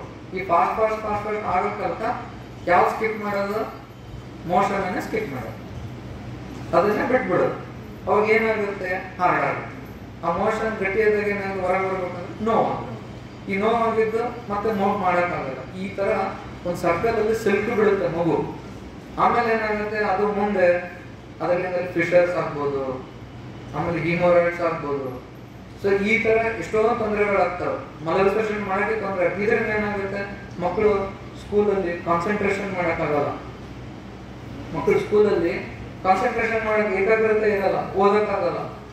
ಕೆಲವೊಂದ್ಸಲ ಏನಾಗುತ್ತೆ, ಅನ್ವಾಂಟೆಡ್ ಜಗದಲ್ಲಿ ತುಂಬಾ ಹಿಡಿದಿಟ್ಟಿರುತ್ತಲ್ಲ, ಮೋಷನ್ ಮಾಡ್ಬಿಡೋದು ಆ ಸ್ಟ್ರೆಸ್ಫುಲ್ ಸಿಚುವೇಶನ್ ಅಲ್ಲಿ. ಎಷ್ಟೊಂದ್ಸಲ ಕೇಳಿರ್ತೀರಿ ನೀವು, ಅಂಗನವಾಡಿ ಬಂದಿರ್ತಾರೆ ಮಕ್ಕಳು, ಅಲ್ಲಿ ಏನ್ ಮಾಡ್ತಾರೆ, ಇನ್ಅಪ್ರೋಪ್ರಿಯೇಟ್ ಪ್ಲೇಸ್ ಅಲ್ಲಿ ಮೋಷನ್ ಮಾಡ್ಬಿಡೋದು. ಮನೆಯಲ್ಲಿ ಎಲ್ಲಿ ಮಾಡ್ಬೇಕು ಅಲ್ಲಿ ಮಾಡಲ್ಲ, ಎಲ್ಲಿ ಮಾಡ್ಬೇಕು ಅಲ್ಲಿ ಮಾಡ್ತಾರೆ. ಸೊ ಇವೆಲ್ಲ ಮಲಬದ್ಧತೆಯ ಲಕ್ಷಣಗಳು. ಸೊ ಇದು ಮಾನಸಿಕವಾಗಿ ತೊಂದರೆ ಆಗುತ್ತೆ, ದೈಹಿಕವಾಗಿ ತೊಂದರೆ ಆಗುತ್ತೆ. ಅದರಿಂದ ಯೂರಿನರಿ ಇನ್ಫೆಕ್ಷನ್ಸ್ ಕೂಡ ಆಗ್ತಾವೆ, ಮೂತ್ರ ಸೋಂಕುಗಳು ಕೂಡ ಆಗ್ತಾವೆ. ಆ ಕಾರಣದಿಂದ ಈ ಪೂರಕ ಆಹಾರದಿಂದ ಕೂಡ ಇವನ್ನೆಲ್ಲ ಸರಿಪಡಿಸ್ಬೋದು. ಹೇಗೆ ನಾವು ನಾರಿದಂತ ಆಹಾರ ಪದಾರ್ಥಗಳ ಸೇವನೆ ಮಾಡೋದ್ರಿಂದ. ಇವಾಗ ನಾವೇನು ಆಹಾರ ಪದಾರ್ಥಗಳನ್ನ ಹೇಳಿದ್ವಲ್ಲ, ಇವು 5 ಇರ್ಬೇಕಂತ ಹೇಳಿದ್ವಲ್ಲ, ಅವನ್ನ ಮಕ್ಕಳಿಗೆ ಅಷ್ಟೇ ಅಲ್ಲ, ಅವು ನಮಗೂ ಕೂಡ ಅನ್ವಯ. ಸೊ ನಮ್ದು ಊಟದ ತಟ್ಟೆ ಎಷ್ಟು ರೌಂಡ್ ಇದೆ ಅಂತಂದ್ರೆ ಅದರಲ್ಲಿ ಒಂದು 25% ಅದರಲ್ಲಿ ಏನಿರ್ಬೇಕು, ಕಾಯಿ ಪಲ್ಯ ಇರಬೇಕು. 25% ಏನಿರ್ಬೇಕು, ಕಾಳು ಇರಬೇಕು, ಮೊಳಕೆ ಒಡೆದ ಕಾಳುಗಳು ಇರಬೇಕು. 25% ಏನಿರ್ಬೇಕು, ಪ್ರೋಟೀನ್ ಯುಕ್ತ ಆಹಾರ ಇರಬೇಕು. 25% ಏನಿರ್ಬೇಕು, ಹಣ್ಣು ಇರಬೇಕು. ಆಮೇಲೆ ಪಕ್ಕದಲ್ಲಿ ಒಂದು 5-10% ಹಾಲಿನ ಉತ್ಪನ್ನಗಳು ಇರಬೇಕು. ಇದು ಎಲ್ಲರಿಗೂ ಅನ್ವಯ ಆಗುತ್ತೆ. ಈ ತರ ಸಮತೋಲನ ಆಹಾರ ನೀವು ಸೇವನೆ ಮಾಡೋದಾದ್ರೆ ನಿಮ್ಗೆ ರಕ್ತಹೀನತೆ ಬರೋದಿಲ್ಲ, ಡಯಾಬಿಟಿಸ್ ಬರೋದಿಲ್ಲ, ಹೈಪರ್ ಟೆನ್ಷನ್ ಬರೋದಿಲ್ಲ, ಪೋಷಕಾಂಶಗಳ ಕೊರತೆ ಆಗಲ್ಲ. ಸೊ ಇವೆಲ್ಲದನ್ನ ಹೋಗಲಾಡಿಸ್ಬೋದು. ಆ ಕಾರಣದಿಂದ ಇದು ಮಕ್ಕಳಿಗೂ ಅನ್ವಯ ಆಗುತ್ತೆ, ನಮಗೂ ಅನ್ವಯ ಆಗುತ್ತೆ. ಮಕ್ಕಳಿಗೆ ಕೊಡೋ ರೂಪ ಬೇರೆ ಬೇರೆ ಇರ್ಬೋದು, ಆದ್ರೆ ವಸ್ತುಗಳು ಅವೇ ಇರ್ತಾವ. ಸೊ ಇವೆಲ್ಲದನ್ನ ನಾವು ಪಾಲನೆ ಮಾಡ್ಬೇಕು. ಎಷ್ಟೊಂದು ಜನರಿಗೆ ಏನ್ ಡೌಟ್ ಇರುತ್ತೆ, ಆಲ್ರೆಡಿ ನಾನು ಹೇಳಿದೆ, ಅದೊಂದು ಪಾಯಿಂಟ್ ಹೇಳ್ಬೇಕಾಗಿತ್ತು. ಪೂರಕ ಆಹಾರದಲ್ಲಿ ವಾಣಿಜ್ಯ ಆಹಾರ ಪಾತ್ರಗಳೇನು ಅಂತ. ಈ ವಾಣಿಜ್ಯ ಆಹಾರಗಳು ಕೊಟ್ಟರೆ ಶ್ರೇಷ್ಠ, ನಾವು ಕಾಸ್ಟ್ಲಿಯರ್ ಐಟಮ್ಸ್ ತಂದು ತಿನ್ಸಿದ್ರೆ ಚೆನ್ನಾಗಿ. ಎಷ್ಟೊಂದು ಜನರಿಗೆ ನೋಡಿರ್ತೀನಿ, ಡೆಂಗು ಪೇಷಂಟ್ಸ್ ಗಳನ್ನ ಎಷ್ಟೊಂದು ನೋಡ್ತೀನಿ. ಡೆಂಗೂದಲ್ಲಿ ನಾನೇನ್ ಹೇಳ್ತೀನಿ ಅವರಿಗೆ, ನೀರ್ ಚೆನ್ನಾಗಿ ಕುಡಿಸ್ರಿ. ORS ಅಂತ ಇರ್ತದೆ, ನಿಮ್ಗೆ ಗೊತ್ತು. ORS ಅಂದ್ರೆ ಜೀವಜಲ. ನೀವೊಂದು ಅದರ ಒಂದು ಸಂಗತಿ ಹೇಳ್ತೀನಿ, ಏನಂತಂದ್ರೆ ನಮ್ಮ ಜಗತ್ತಿನಲ್ಲಿ ಅತಿ ಹೆಚ್ಚು ಪ್ರಾಣ ಉಳಿಸೋಂತರ ಮೆಡಿಸಿನ್ ಯಾವ್ದು ಗೊತ್ತಾ? ORS. ಅಷ್ಟು ಲೈಫ್ ಅದು, ಅದಕ್ಕೆ ಜೀವಜಲ ಅಂತ ಹೆಸರು ಇಟ್ಬಿಟ್ಟು. ಸೊ ಆ ORS ಅಷ್ಟೇ ಕೊಡ್ರಿ ಅಂತ ನಾನು ಹೇಳ್ತಿರ್ತೀನಿ, ಅಥವಾ ಹಣ್ಣಿನ ರಸ ಕೊಡ್ರಿ ಅಂತ ಹೇಳ್ತೀನಿ. ಇಲ್ಲ ಕೆಲವೊಂದ್ಸರಿ ಎಳೆನೀರು ಕುಡಿಸಿ, ಯಾಕಂದ್ರೆ ನೀರಿನಂಶ ಹೆಚ್ಚು ಮಾಡ್ಬೇಕು ಡೆಂಗು ಜ್ವರದಲ್ಲಿ. ಆತರ ಹೇಳಿದಾಗ ಅವ್ರು ಏನ್ ಹೇಳ್ತಾರ, ಸರ್ ಇದು ಕಿವಿ ಫ್ರೂಟ್ ತುಂಬಾ ಚೆನ್ನಾಗಂತಲ್ಲ ಸರ್, ಅದು ಫಾರಿನ್ ಇಂದ ಬರುತ್ತಲ್ಲ, ಅದು ತಿನ್ಸಿದ್ರೆ ಹೆಂಗೆ? ಆತರ ಏನೂ ಇಲ್ಲ. ನನ್ನ ಮುಂದೆ ಕಿವಿ ಫ್ರೂಟ್ ಅಷ್ಟೇ, ಮೋಸಂಬಿನೂ ಅಷ್ಟೇ. ಸೊ ನೀವು 1 ಡಬ್ಬಿ ಕಿವಿ ಫ್ರೂಟ್ ತಗೋಬರ್ಲಿ, ಮನೇಲಿರೋ ಎಲ್ಲಾ ಮಕ್ಕಳಿಗೆ ಮೋಸಂಬಿ ತಂದು ಕೊಡ್ಬೋದು. ಆ ಕಾರಣದಿಂದ ಕಾಸ್ಟ್ಲಿ ಇರೋದೆಲ್ಲ ಒಳ್ಳೇದಲ್ಲ, ಅದು ಕೆಟ್ಟದನ್ನ ಹೇಳಕತ್ತಿಲ್ಲ. ಸೊ ಅದಕ್ಕೆ ನಾವು ರಿಪ್ಲೇಸ್ಮೆಂಟ್ ಮಾಡ್ಬೋದು. ಇಷ್ಟೊಂದು ಜನ ಬಡವರು ಇರ್ತಾರೆ, ಹೇಳ್ತೇನೆ, ಇಲ್ಲ ಒಂದು ಎಳ್ನೀರು ಇಲ್ಲ ಸರ್, ಕಿವಿ ಫ್ರೂಟ್ ತುಂಬಾ ಚೆನ್ನಾಗಿ ಅಂತ ಹೇಳಿದ್ರೆ ಸರ್, ಅದಕ್ಕೆ 200 ರೂಪಾಯಿ ಡಬ್ಬಿ ತಂದಿರ್ತಾರೆ. ಆ ಕಾರಣದಿಂದ ಕಾಸ್ಟ್ಲಿ ಇರೋದೆಲ್ಲ ಒಳ್ಳೆಯದಲ್ಲ. ಸೊ ಈ ನಮ್ಮ ಅಡ್ವರ್ಟೈಸ್ ತೋರಿಸ್ತಾರೆ, ತುಂಬಾ ಫಿಲ್ಮ್ ಆಕ್ಟ್ರೆಸ್ ಎಲ್ಲ ಬಂದು ತೋರಿಸ್ತಾರೆ, ಶಾರುಖ್ ಖಾನ್ ತೋರಿಸ್ತಾನ, ಎಲ್ಲರೂ ಬರ್ಬೋದು. ಸರ್ ನಿಮ್ಮ ಪೀಡಿಯಾಟ್ರಿಯವ್ರು ಕೊಡ್ರಿ, ಸಚಿನ್ ತೆಂಡೂಲ್ಕರ್ ಬರ್ತಾನೆ, ಸೊ ಬೂಸ್ಟ್ ಅವನೇ ಮಾಡಕ್ಕಾಗತ್ತ? ಇಲ್ಲ, ಅದು ಜೆನೆಟಿಕ್ಸ್ ಅದು. ಆ ಕಾರಣದಿಂದ ಆ ಅಡ್ವರ್ಟೈಸಿಂಗ್ ಮಾರು ಹೋಗಿ ನಾವು ಅದನ್ನ ಕಲ್ಟಿವೇಟ್ ಮಾಡ್ಕೊಳ್ಳೋದು ಬೇಡ. ಆ ಕಾರಣ ನಮ್ಮಲ್ಲೇ ದೊರೆಯುವಂತ, ಸಸ್ತವಾಗಿ ದೊರೆಯುವಂತ ಆಹಾರ ಪದಾರ್ಥಗಳನ್ನ ಉಪಯೋಗಿಸ್ಕೊಂಡು ನಮ್ಮ ಮಕ್ಕಳನ್ನು ಆರೋಗ್ಯ ಮಾಡಕ್ಕೆ ಪಣ ತೊಡ. ಆಮೇಲೆ ಇನ್ನೊಂದು ಪ್ರಶ್ನೆ ಇದೆ, ನಾವು ಏನೇನ್ ಹೇಳ್ಬೇಕನ್ನೋದು ಒಂದು ಲಿಸ್ಟ್ ಮಾಡ್ಕೊಂಡು ಬಂದೆ, ನಿಮ್ಮ ಮರ್ತು ಹೋಗ್ಬಾರ್ದಂತೆ. ಬಾಲ್ಯ ಮತ್ತು ವಯಸ್ಕ ಕಾಯಿಲೆಗಳಲ್ಲಿ ಪೌಷ್ಟಿಕಾಂಶದ ಸಂಬಂಧ ಏನು? ಸರಿ, ಇವಾಗ ನ್ಯೂಟ್ರಿಷನ್ ಮುಂದೆ ಹೇಗೆ ಸಮಸ್ಯೆ ಆಗುತ್ತೆ ಅನ್ನೋದಿಲ್ಲ. ಇವಾಗ ನಾವೇನಾದ್ರೂ ಮಕ್ಕಳಿಗೆ ಸರಿಯಾದ ಆಹಾರ ಪದ್ಧತಿಯನ್ನ ಕಲಿಸಿಲ್ಲ ಅಂತಂದ್ರೆ ಅಂತ ಮಕ್ಕಳು ಮುಂದಿನ ದಿನಗಳಲ್ಲಿ ಈ ರಕ್ತದೊತ್ತಡ ಮತ್ತು ಮಧುಮೇಹದಂತ ಕಾಯಿಲೆಗಳಿಗೆ ತುತ್ತಾಗ್ತಾರೆ. ಎದಕ್ಕಂದ್ರೆ ಒಬೆಸಿಟಿ, ಬೊಜ್ಜುತನ, ಆಮೇಲೆ ಕೆಲವೊಂದ್ಸಲ ಇದು ಮುಂದೆ ರಕ್ತಹೀನತೆ ಆಗುತ್ತೆ. ಈ ಅಡಲಸೆಂಟ್ ಮಕ್ಕಳಲ್ಲಿ, ಈ ವಯಸ್ಕ ಮಕ್ಕಳಲ್ಲಿ ನಾವೇನಾದ್ರೂ ಸರಿಯಾಗಿ ನ್ಯೂಟ್ರಿಷನ್ ಮಾಡಿಲ್ಲ ಅಂತಂದ್ರೆ ಅಂತ ಮಕ್ಕಳು ಹೆರಿಗೆ ಸಮಯದಲ್ಲಿ ರಕ್ತಹೀನತೆಯಿಂದ ಬಳಲ್ಬೋದು. ಅದರಿಂದ ಮಕ್ಕಳು ತೂಕ ಕಡಿಮೆ ಆಗ್ಬೋದು. ಇದು ಒಂದಲ್ಲ, ನಾನಾ ಇಂಪ್ಲಿಕೇಶನ್ಸ್ ಇದೆ. ಈ ರಕ್ತಹೀನತೆಯಿಂದ ಕೆಲವೊಂದ್ಸಲ ಇಂಟೆಲಿಜೆಂಟ್ ಹಾಳಾಗೋಗ್ಬಿಡುತ್ತೆ. ನಿಮ್ಮ ಮಕ್ಕಳು ಕಲಿಯಕ್ಕೆ ಆಗಂಗಿಲ್ಲ ಸ್ಕೂಲಲ್ಲಿ. ಮಕ್ಕಳು ನಾವು ಅಂತಿರ್ತೀವಿ, ನನ್ನ ಮಗ ಓದ್ತಾನೆ ಇಲ್ಲ, ನನ್ನ ಮಗು ಸರಿಯಾಗಿ ಕಲಿತಾ ಇಲ್ಲ, ಕಾನ್ಸಂಟ್ರೇಟ್ ಮಾಡ್ತಾ ಇಲ್ಲ. ಯಾಕೆ ಮಾಡ್ತಾ ಇಲ್ಲ? ನಮ್ಮ ನ್ಯೂಟ್ರಿಷನ್ ಸರಿ ಇಲ್ಲ. ನೀವು ನ್ಯೂಟ್ರಿಷನ್ ಒಂದು ಬದಲಾವಣೆ ಮಾಡಿದ್ರೆ ಚೆನ್ನಾಗ್ ಆಗ್ತಾರೆ, ಅವ್ರಿಗೆ ಏಕಾಗ್ರತೆನೂ ಚೆನ್ನಾಗಾಗುತ್ತೆ, ಓದೋದ್ರಲ್ಲೂ ಚೆನ್ನಾಗಾಗ್ತಾರೆ, ನಿಮ್ಮ ಕುಟುಂಬಕ್ಕೆ ಆಧಾರ ಸ್ತಂಭ ಆಗಿ ನಿಲ್ತಾರೆ, ಅದರಿಂದ ದೇಶಕ್ಕೂ ಅನುಕೂಲ ಆಗುತ್ತೆ. ಆ ಕಾರಣದಿಂದ ನ್ಯೂಟ್ರಿಷನ್ ಎಲ್ಲದರದ್ದು ಸೆಂಟರ್, ಕೇಂದ್ರ ಬಿಂದು. ನೀವು ನ್ಯೂಟ್ರಿಷನ್ ಒಂದು ಸರಿಪಡಿಸ್ಕೊಂತ ಹೋದ್ರೆ ಪ್ರತಿಯೊಂದು ಎಲ್ಲ ಸುಧಾರಣೆ ಆಗುತ್ತೆ. ಸೊ ಇಷ್ಟೊಂದು ಸಲ ನಿಮ್ಮ ಮಕ್ಕಳು ರೋಗಗಳು ತುತ್ತಾಗೋದಿಲ್ಲ, ಅವಾಗ ರೊಕ್ಕ ಖರ್ಚು ಮಾಡೋದು ಬೇಕಾಗಲ್ಲ, ವೇಸ್ಟ್ ಆಗಲ್ಲ ನಿಮ್ಗೆ ದುಡ್ಡು, ನಿಮ್ ಕೆಲ್ಸಕ್ಕೆ ಹೋಗೋದು ದಿನಗಳ ಹಾಳಾಗಲ್ಲ. ಇವೆಲ್ಲ ಇಂಪಾರ್ಟೆಂಟ್. ಆ ಕಾರಣದಿಂದ ಈ ನ್ಯೂಟ್ರಿಷನ್ ಇಂದ ವಯಸ್ಕರ ಆದ್ಮೇಲೆ ಬರುವಂತ ಕಾಯಿಲೆಗಳನ್ನು ಕೂಡ ನಾವು ತಡೆಗಟ್ಟಬಹುದು. ಕೆಲವೊಂದ್ಸಲ ಏನಿರುತ್ತೆ, ಎಷ್ಟೊಂದು ಮಕ್ಕಳು ಸರ್ ಈ ಊಟ ತಿಂದ್ರೆ ನನ್ನ ಮಗುಗೆ ಅಲರ್ಜಿ ಬರುತ್ತೆ, ಸೊ ಈ ಎಗ್ ತಿಂದ್ರೆ ನನಗೆ ಅಲರ್ಜಿ ಬರುತ್ತೆ, ಈ ಹಾಗಲಕಾಯಿ ತಿಂದ್ರೆ ನನಗೆ ಅಲರ್ಜಿ ಬರುತ್ತೆ, ಈ ತರ ತಾಯಂದಿರಲ್ಲಿ ಇರ್ತಾವ. ಸೊ ಆದ್ರೆ ಇತ್ತೀಚಿನ ಸಂಶೋಧನೆ ಪ್ರಕಾರ ಏನು, ನಾನು ಯಾವಾಗ ಓದ್ತಾ ಇದ್ದೆ 2010ರಲ್ಲಿ, ಅವಾಗ ನಾವು ಹಂಗೆ ಹೇಳ್ತಿದ್ವಿ, ಎಗ್ಗನ್ನ 1 ವರ್ಷ ಆದ್ಮೇಲೆ ಕೊಡಿ, ಈ ಬಾಳೆಹಣ್ಣನ್ನ 1 ವರ್ಷ ಆದ್ಮೇಲೆ ಕೊಡಿ.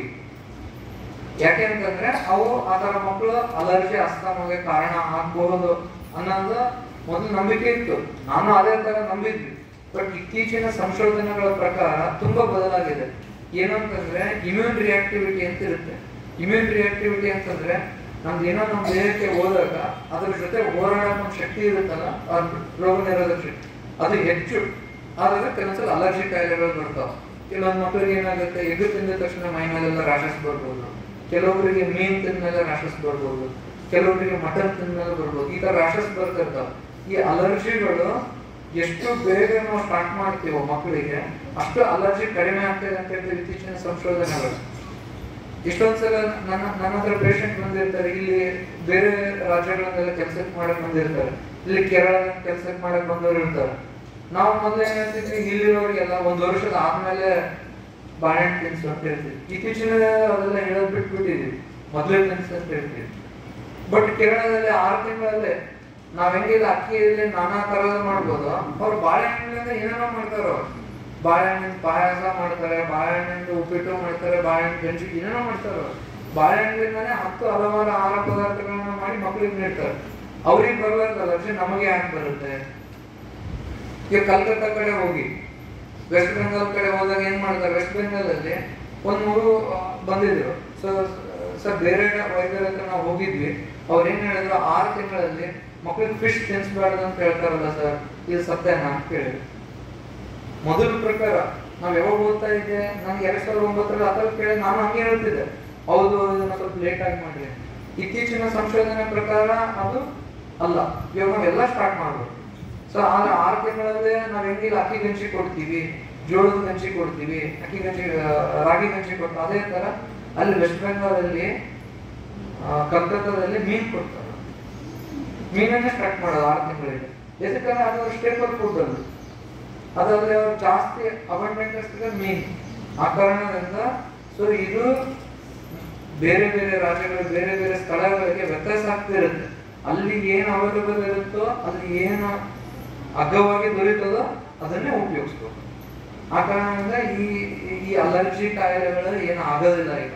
ಆ ಕಾರಣದಿಂದ ಎಲ್ಲವನ್ನು ಸ್ಟಾರ್ಟ್ ಮಾಡ್ಬೇಕು.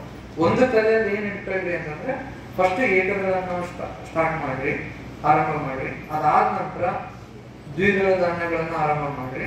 ಸೊ ಇದ್ರ ಜೊತೆಗೇನೆ ಇದು ಫಸ್ಟ್ 6 to 7 months ಏಕದಳ ಧಾನ್ಯ ಕೊಡ್ರಿ. ಅದಾದ್ಮೇಲೆ 7-8 ತಿಂಗಳಲ್ಲಿ ಸ್ವಲ್ಪ ದ್ವಿದಳ ಧಾನ್ಯಗಳನ್ನು ತಗೊಂಡ್ಬರ್ರಿ.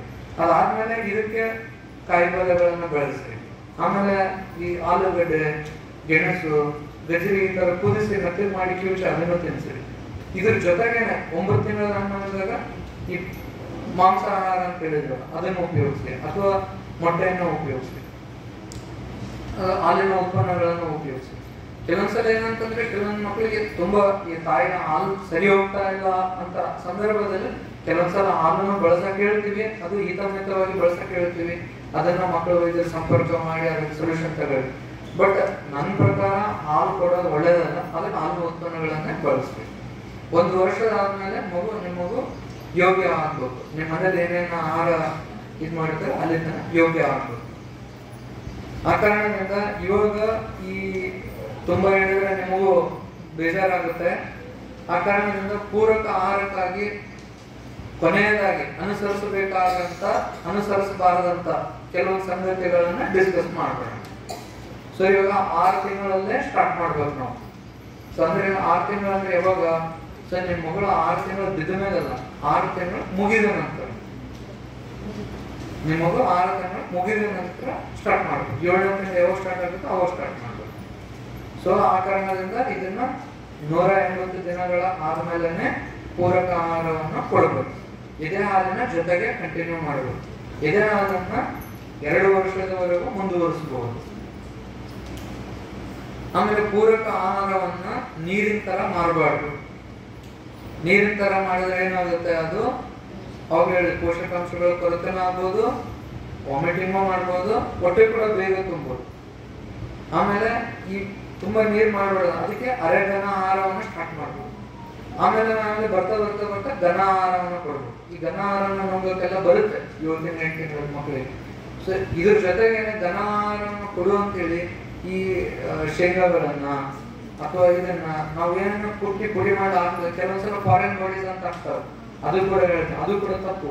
ಸೊ ಈ ಶೇಂಗಾನ ಡೈರೆಕ್ಟ್ ಹಾಕೋದಾಯ್ತು, ಅಥವಾ ಗೋಡಂಬಿಗಳನ್ನ ಡೈರೆಕ್ಟ್ ಹಾಕೋದಾಯ್ತು, ಅಥವಾ ಒಣ ದ್ರಾಕ್ಷಿಗಳನ್ನ ಡೈರೆಕ್ಟ್ ಹಾಕೋದಾಯ್ತು. ಒಟ್ಟಾಗ ಏನಾಗುತ್ತೆ? ಅದು ಸೀದಾ ಇವಾಗ ನಮ್ದು ಏನಿರುತ್ತೆ ಗಾಳಿ ಪೈಪ್ ಇರುತ್ತಲ್ಲ ಅದರಲ್ಲಿ ಹೋಗಿ ಕುಂತ್ಕೊಂಡ್ಬಿಡುತ್ತೆ. ಅದು ಎಮರ್ಜೆನ್ಸಿ. ಅದು ಅವಾಗ ನಾವು ಫಾರಿನ್ ಬಾಡಿ ಅಂತ ಹೇಳ್ತೀವಿ. ಈ ರೆಸ್ಪಿರೇಟರಿ ಫಾರಿನ್ ಬಾಡಿ ಹೋಯ್ತು ಅಂತಂದ್ರೆ ಮಗು ಜೀವಕ್ಕೆ ಅಪಾಯ ಆಗುತ್ತೆ. ಆ ಕಾರಣದಿಂದ ಈ ಸಾಲಿಡ್ ಪದಾರ್ಥಗಳನ್ನು ಕೊಟ್ಟಾಗ ತುಂಬಾ ಕುಟ್ಟಿ ಪುಡಿ ಮಾಡಿ ಅದನ್ನು ಮಿಕ್ಸ್ ಮಾಡಿ ನುಂಗೋ ರೀತಿಯಲ್ಲಿ ಕೊಡ್ಬೇಕು. ಎಷ್ಟೋ ಕೆಲವೊಂದ್ಸರಿ ಇಲ್ಲಿ ಚೇಗುಂಟ ಅಂತ ಒಂದು ವಿಲೇಜ್ ಇದೆ, ಕೇಳಿರ್ತೀವಿ. ಅಲ್ಲಿಂದ ಒಂದು ಮಗು ಬಂದಿತ್ತು. ಅವ್ರು ಏನ್ ಮಾಡಿದ್ದಾರೆ? ದ್ರಾಕ್ಷಿಯನ್ನ ಈ ತರ ದ್ರಾಕ್ಷಿನ ಹೊರಗಡೆ ಮ್ಯಾಶ್ ಮಾಡಿ ಕೊಟ್ಟರೆ ಪರವಾಗಿಲ್ಲ. ಅವ್ರು ಏನ್ ಮಾಡಿದಾರೆ? ಆ ದ್ರಾಕ್ಷಿಯನ್ನ ಬಾಯಲ್ಲೇ ಹಿಂಡೋದು. ಆ ತರ ಮಾಡಕ್ ಹೋಗಿ ಏನಾಗಿದೆ? ಆ ದ್ರಾಕ್ಷಿ ಸ್ಲಿಪ್ ಆಗ್ಯದ. ಸ್ಲಿಪ್ ಆಗಿ ಸೀದಾ ಒಳಗಡೆ ಹೋಗಿ ಗಾಳಿ ಹೋಗೋದ್ರಲ್ಲಿ ಕುಂತಿದೆ. ಸೊ ನಮ್ಮ ಕ್ಲಿನಿಕ್ ತರಬೇಕು ಆದಾಗ ಪ್ರಾಣ ಇಲ್ಲ ಮಗು. ಸೊ ಈ ತರ ಆಗ್ತಾವ. ಆ ಕಾರಣದಿಂದ ಈ ಶೇಂಗಾ, ಕಡಲೆ ಬೀಜ, ಸೊ ಬಟಾಣಿ ಈ ತರ ವಸ್ತುಗಳನ್ನ ಪುಡಿ ಮಾಡಿ ನುಂಗೋ ರೀತಿಯಲ್ಲೇ ಕೊಡಬೇಕು. ಅದಕ್ಕೆ ಆದರೂ ಇದಾಗ್ಬಾರ್ದು. ಆ ಕಾರಣದಿಂದ ಈ ಮಕ್ಕಳಲ್ಲಿ ಏನೇ ಕಾಣಿಸ್ಲಿ ನಿಮ್ಮ ಮನೆಯಲ್ಲಿ ಆ ವಸ್ತುವಿನ ಬಾಯಿಟ್ಟು ಅಭ್ಯಾಸ ಈ ಏಜಲ್ಲಿ ಮಕ್ಕಳಿಗೆ 6 ತಿಂಗಳಿಂದ 2 ವರ್ಷದ ಮಕ್ಕಳು ಬಾಯಲ್ಲಿ ಅದು ಮೌಥಿಂಗ್ ಫೇಸ್ ಅಂತಾರೆ. ಏನೇ ಇರಲಿ ಅದನ್ನ ನಮ್ಮ ಬಾಯಲ್ಲಿ ಇಟ್ಕೊಂಡೆ ಎಕ್ಸ್ಪ್ಲೋರ್ ಮಾಡಬೇಕು. ಅದು ಕಚ್ಚಬೇಕು, ಅದು ನೋಡ್ಬೇಕು. ಅವ್ರಿಗೆ ಹವ್ಯಾಸ ಇದು ಗಟ್ಟಿ ಆಯ್ತು, ತಿನ್ನಕ್ ಬರ್ತದೋ ಇಲ್ಲೋ ಅದನ್ನ ಕಚ್ಚಿನೇ ನೋಡ್ಬೇಕಂತಾರೆ ಮಕ್ಕಳು. ಆ ಸಂದರ್ಭದಲ್ಲಿ ನೀವು ಅಂತ ಮಕ್ಕಳಲ್ಲಿ ಸಂಪರ್ಕ ಶೇಂಗಾ ಇಟ್ರಿ ಅಥವಾ ಕಡಲೆ ಬೀಜ ಇಟ್ಟರೆ ಅದನ್ನ ಏನ್ ಮಾಡುತ್ತೆ? ಸೀದಾ ನುಂಗಿ ಆ ಕೋಆರ್ಡಿನೇಷನ್ ಇರಲಾರ್ದೆ ಅದು ಸೀದಾ ಶ್ವಾಸನಾಳಕ್ಕೆ ಹೋಗ್ಬಿಡುತ್ತೆ. ಅದು ಎಮರ್ಜೆನ್ಸಿ. ಒಂದ್ ಮಗು ಬಂದಿತ್ತು, ಸರ್ 15 ದಿವಸಕ್ಕೆ ಒಂದ್ಸಲ ಕೆಮ್ಮು ಬರ್ತಾ ಇದೆ ನನ್ನ ಮಗುಗೆ, ಇದಕ್ಕೆ ಏನಾಗ್ತಿದೆ ಗೊತ್ತಿಲ್ಲ ಅಂತ ಹೇಳಿದಾಗ ಅದು ತುಂಬಾ ಆಳ್ತಾ ಇದೆ. ಅವ್ನು ಆಲ್ರೆಡಿ ಒಂದು 4 ಜನಕ್ಕೆಲ್ಲ ತುಂಬಾ ನೋಡಿದ್ದಾರೆ. ಆ ತರ ನೋಡಿದ ಸಿಂಗನೂರದ ಪೇಷಂಟ್. ಆ ಮಗು ಕರೆಕ್ಟ್ ಒಂದು 11 months 12 months ಆಮೇಲೆ ಇಲ್ಲಮ್ಮ ನಿನ್ನ ಮಗು ತುಂಬಾ ಆಳ್ತಾ ಇದೆ, ನಾನು ಮಲಗಿದ ಮೇಲೆ ನೋಡ್ಬೇಕು, ಅದಕ್ಕೆ ನೀನು ಆಸ್ಪತ್ರೆಯಲ್ಲೇ ಇರು, ನೀನು ಯಾವಾಗ ಮಗು ಮಲಗಿರಕ್ಕೆ ಅವಾಗ ನನಗೆ ಕರಿ ಅಂತ ಹೇಳಿ. ಆಮೇಲೆ ಹೋಗಿ ನೋಡಿದ್ರೆ ಒಂದ್ ಸೈಡ್ ಶ್ವಾಸನಾಳದಲ್ಲಿ ನಿಮ್ಗೇನು ರಕ್ತಾಂಶ ಇಲ್ಲ, ಉಸಿರಾಟನೇ ಬರ್ತಾ ಇಲ್ಲ, ಒಂದ್ ಸೈಡ್ ಪೂರ ಬ್ಲಾಕ್ ಆಗ್ಬಿಟ್ಟಿದೆ. ಆಮೇಲೆ ಏಕೆ ಅಂತ ಎಕ್ಸ್ರೇ ಚೆಕ್ ಮಾಡಿದ ಈ ಕಡೆ ಗಾಳಿನೇ ಆಡ್ತಾ ಇಲ್ಲ, ಬರೀ ಈ ಕಡೆ ಅಷ್ಟೇ ಗಾಳಿ ಆಡ್ತಾ ಇದೆ. ಆಮೇಲೆ ಅದನ್ನ ನಾವು ಮತ್ತೆ ಬ್ರಾಂಕೋಸ್ಕೋಪಿ ಅಂತ ಇರುತ್ತೆ, ಆ ಬ್ರಾಂಕೋಸ್ಕೋಪಿ ಹಾಕಿ ನೋಡಿದಾಗ ಅಲ್ಲಿ ಶೇಂಗಾ ಸ್ಟ್ರಕ್ ಆಗಿತ್ತು. ಆಮೇಲೆ ತಾಯಿ ಕೇಳಿದೆ, ಯಾವಾಗಾದ್ರೂ ಶೇಂಗಾ ಕೊಟ್ಟಿದ್ದೀನಮ್ಮ ನಿನ್ನ ಮಗುಗೆ? ಹೌದು ಸರ್, ಒಂದ್ಸಲ ಶೇಂಗಾ ಕಪ್ಪಲ್ಲಿ ಇಡ್ತಿದ್ವಿ, ನಾನು ದೊಡ್ಡ ಮಗ ತಿಂತಿದ್ದ, ಅದಕ್ಕೆ ಅವ್ನು ತಿನ್ನಬೇಕಾದಾಗ ಹಳ್ಳಿಯಿಂದ ಒರೆಸು ಅಂತ ಇರ್ತಾವ ನೋಡ್ರಿ, ಆ ಒರೆಸದಿಂದ ಬಿದ್ದಿದಾಗ ಉಸಿರು ಹಿಡಿದಿದ್ದ ಸರ್, ಅವತ್ತೇನೆ ಶೇಂಗಾ ಒಳಗೆ ಹೋಗ್ಯದ ನೋಡಮ್ಮ. ಈ ತರ ಆಗ ಸಂಭವಗಳು ಇರ್ತಾವ. ಅದಕ್ಕೆ ಅರೆ ಘನ ಆಹಾರ ಕೊಡ್ರಿ, ಘನ ಆಹಾರ ಕೊಡ್ರಿ, ಅದು ನಮ್ಮ ರೀತಿಯಲ್ಲಿ ಅಷ್ಟು ಸ್ಟ್ರಕ್ ಆಗೋ ರೀತಿಯಲ್ಲಿ ಇರಬಾರ್ದು, ಈ ಗಮನದಲ್ಲಿ ಇರಬೇಕು. ಆಮೇಲೆ ತುಂಬಾ ಎಣ್ಣೆಯುಕ್ತ ಆಹಾರ ಪದಾರ್ಥಗಳನ್ನ, ಕೊಬ್ಬಿನಾಂಶಗಳ ಜಾಸ್ತಿ ಇರೋಂಥದನ್ನ ಕೊಡಬೇಡ್ರಿ. ಆಮೇಲೆ ಕೆಲವೊಂದು ಆಹಾರ ಪದಾರ್ಥಗಳದಾವ, ಏನು ಬಿಸ್ಕೆಟ್, ಕೇಕ್, ಚಾಕ್ಲೇಟ್, ಕುರುಕುರಿ, ಇವೆಲ್ಲ ಅವನ್ನ ಆಹಾರ ಪದಾರ್ಥಗಳನ್ನ ಕರಿಬಾರ್ದು ನಾವು. ಸೊ ಅವು ಆಹಾರ ಪದಾರ್ಥಗಳನ್ನು ಕೊಟ್ಟಾಗ ಮಕ್ಕಳಿಗೆ ರೋಗನೇ ಬರೋದು, ಬೆಳವಣಿಗೆ ಆಗಲ್ಲ. ಅಂತ ಆಹಾರ ಪದಾರ್ಥಗಳನ್ನು ಕೊಟ್ಟು ನೀವು ಅಕ್ಕಿ ಗಂಜಿ ತಿನ್ನಿ, ಅಥವಾ ಜೋಳದ ಗಂಜಿ ಕೊಟ್ಟು ತಿನ್ನಕ್ ಆಗಲ್ಲ ಮಕ್ಕಳಿಗೆ. ನಮ್ಮ ಟೇಸ್ಟ್ ಬಡ್ಸ್ ಅದಕ್ಕೆ ಅಡಾಪ್ಟ್ ಆಗ್ಬಿಡ್ತಾವ. ಆ ಕಾರಣದಿಂದ ಈ ಆಹಾರ ಪದಾರ್ಥಗಳನ್ನ ಸಿಹಿ ಆಗಿರುವಂತ ಹಣ್ಣುಗಳನ್ನ ಫಸ್ಟ್ ಕೊಡಬಾರ್ದು. ಫಸ್ಟ್ ಇಷ್ಟ ಇರುವಂತವನ್ನ ಹೆಚ್ಚು ಕೊಡಬೇಕು. ಈಗ ಏಕದಳ ಧಾನ್ಯ, ದ್ವಿದಳ ಧಾನ್ಯ ಇವನ್ನೆಲ್ಲ ಚೆನ್ನಾಗಿ ಅಡ್ಜಸ್ಟ್ ಆದ್ಮೇಲೆ ನೀವು ಹಣ್ಣನ್ನು ಕೊಡ್ಬೇಕು. ನೀವು 6 ತಿಂಗಳಲ್ಲೇ ಮೊದಲಿಗೆ ಬಾಳೆಹಣ್ಣು ಕೊಟ್ಟು ಅಥವಾ ಮೋಸಂಬಿ ಕೊಟ್ಟು ತುಂಬಾ ಸಿಹಿಯಾಗಿರುವಂತ ಪಪ್ಪಾಯ ಹಣ್ಣು ಕೊಟ್ಟು ಆಮೇಲೆ ನೀವೇನಾದ್ರೂ ಅಕ್ಕಿ ಗಂಜಿ ತಿನ್ಸಕ್ ಹೋದ್ರೆ ನಿಮ್ಮ ಮಗು ತಿರಸ್ಕಾರ ಮಾಡಿ. ಯಾಕೆಂದ್ರೆ ಸ್ವೀಟ್ ಬಯಸುತ್ತ ಮಾಡಿ. ಆ ಕಾರಣದಿಂದ 6 ತಿಂಗಳಲ್ಲಿರುವಂತ ಮಕ್ಕಳಿಗೆ 6 ತಿಂಗಳಲ್ಲಿ ನಾವೇನ ಆಹಾರ ಸ್ಟಾರ್ಟ್ ಮಾಡಿದ ಅವಾಗ ಅದರಲ್ಲಿ ಉಪ್ಪು ಸಕ್ಕರೆ ಇಂಥದನ್ನ ಧರಿಸಬಾರ್ದು. ಅದನ್ನ ತುಂಬಾ ಸ್ವೀಟ್ ಮಾಡ್ಬಾರ್ದು. ಇಷ್ಟೊಂದು ಜನ ಏನ್ ಮಾಡ್ತಾರೆ, 1 ದಿನ ನೋಡ್ತಾರೆ, 2 ದಿನ ನೋಡ್ತಾರೆ, 3 ದಿನ ನೋಡ್ತಾರೆ, ತಿಂತಾ ಇಲ್ಲ, ಅದಕ್ಕೆ ಉಪ್ಪು ಬೆರೆಸೋದು, ಅದಕ್ಕೆ ಇನ್ನೊಂದು ಬೆರೆಸೋದು, ಜೇನುತುಪ್ಪ ಬೆರೆಸೋದು, ಈ ತರ ಎಲ್ಲ ಮಾಡ್ತಾರೆ. ಅವೆಲ್ಲ ತಪ್ಪು. ಅದಕ್ಕೆ ಜೇನುತುಪ್ಪ ಆಯ್ತು, ಉಪ್ಪು ಯಾವುದು ತಿನ್ಸ್ಬಾರ್ದು. ಅದು ಹಂಗೆ ಇರಬೇಕು. ಯಾಕಂತಂದ್ರೆ ನಮ್ಮ ಮಕ್ಕಳು ಕಿಡ್ನಿಗಳೇನಿರ್ತಾವ, ಆ ರೀನಲ್ ಸಿಸ್ಟಮ್ ಈ ಲವಣಾಂಶಗಳನ್ನ ಫಿಲ್ಟರ್ ಮಾಡಕ್ ಅಷ್ಟು ಕೆಪಾಸಿಟಿ ಇರಲ್ಲ. ಆ ಕಾರಣದಿಂದ ನಾವು ಉಪ್ಪನ್ನು ಕೂಡ ಕೊಡಬಾರ್ದು, ಹೆಚ್ಚು ಸಕ್ಕರೆ ಕೂಡ ಕೊಡಬಾರ್ದು. ಸೊ ಇವನ್ನೆಲ್ಲ 1 ವರ್ಷದ ನಂತರ ಬಳಸ್ಬೇಕು. ಬೇಕಂದ್ರೆ ಸ್ವಲ್ಪ ಮಟ್ಟಿಗೆ ಬೆಲ್ಲ ಉಪಯೋಗಿಸ್ಬೋದು. ಬೆಲ್ಲ ಉಪಯೋಗಿಸೋದ್ರಿಂದ ಸಿಹಿ ಕೂಡ ಹೆಚ್ಚಾಗುತ್ತೆ. ಕೆಲವೊಂದ್ಸಲ ಏನಾಗುತ್ತೆ, ಅದರಿಂದ ರಕ್ತದ ಅಂಶ ಕೂಡ ಹೆಚ್ಚಾಗುತ್ತೆ. ಆ ತರ ಅದನ್ನ ಉಪಯೋಗಿಸ್ಕೋಬಹುದು. ಆಮೇಲೆ ಎಷ್ಟೊಂದು ಜನ ಏನ್ ಮಾಡ್ತಾರೆ, ಈ ಗಂಜಿನ ಬಾಟ್ಲಿಯಲ್ಲಿ ಹಾಕಿ ಕೊಡೋದು ನೋಡಿದೀನಿ. ಅಕ್ಕಿ ಗಂಜಿ ಮಾಡ್ತಾರೆ, ತುಂಬಾ ತಳ್ಳಗೆ ಮಾಡ್ತಾರೆ, ಬಾಟ್ಲಲ್ಲಿ ಕೊಡ್ತಾರೆ.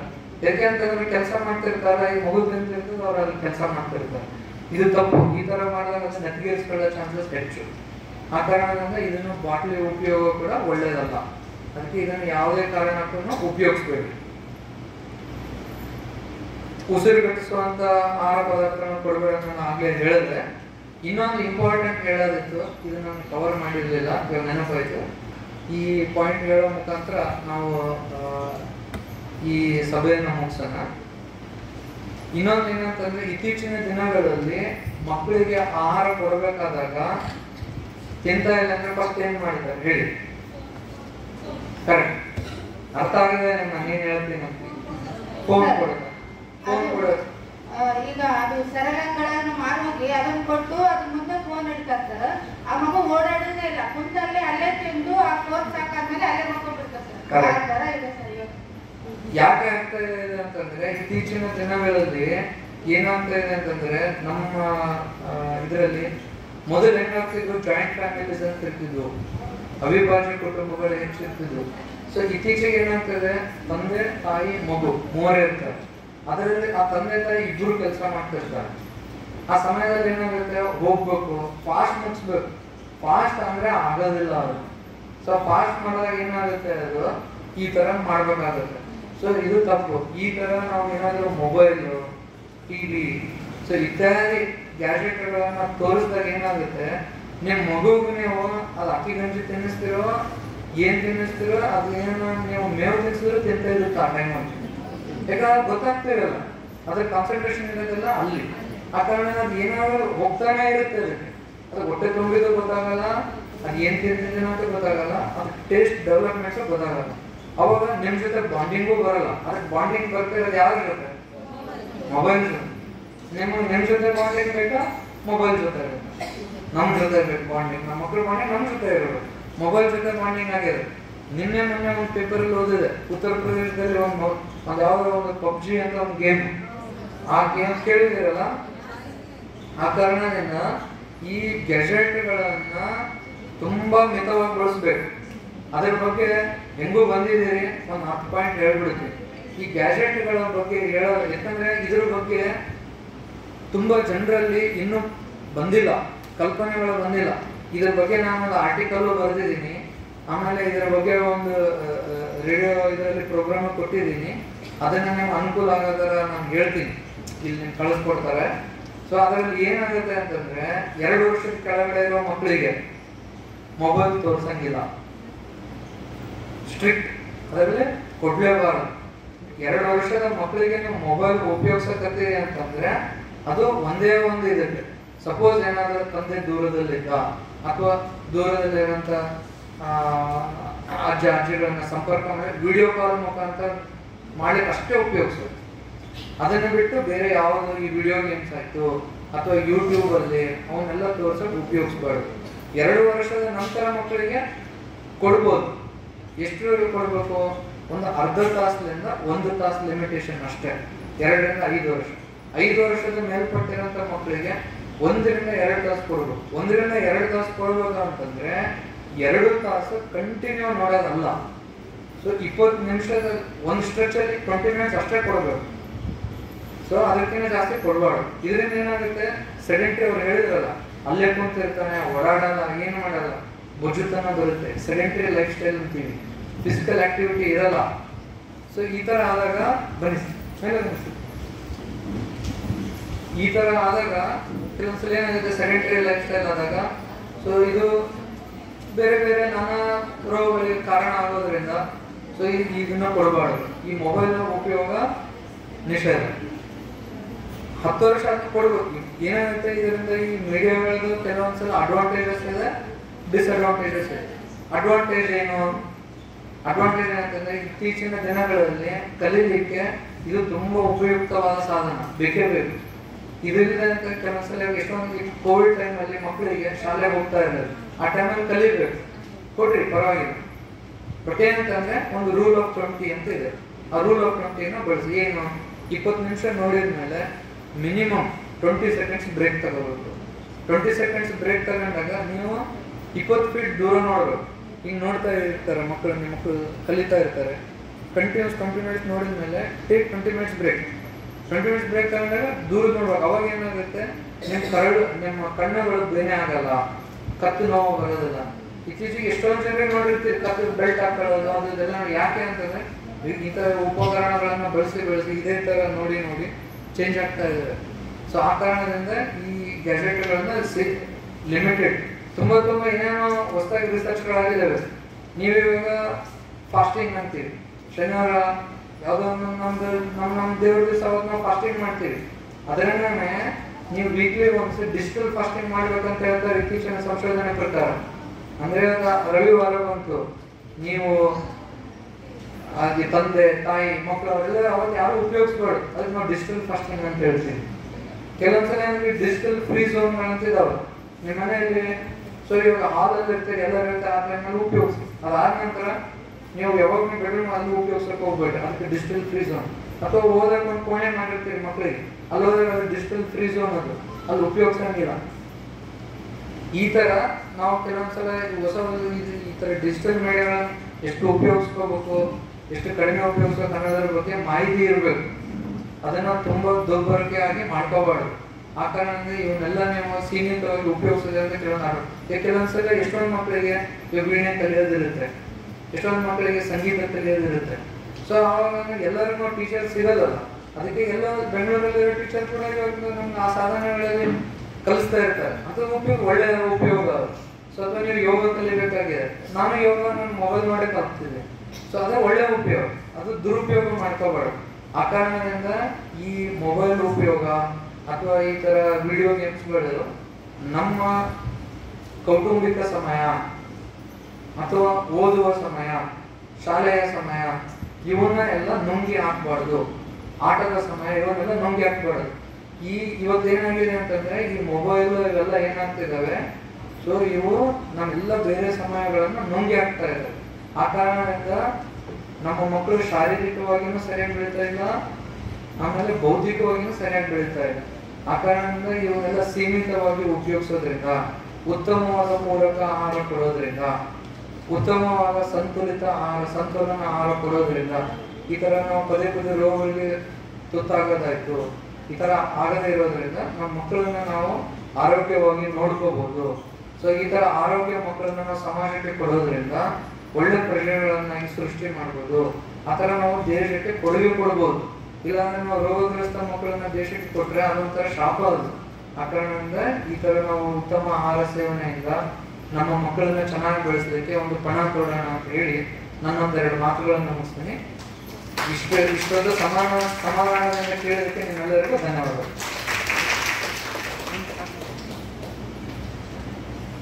ಸೊ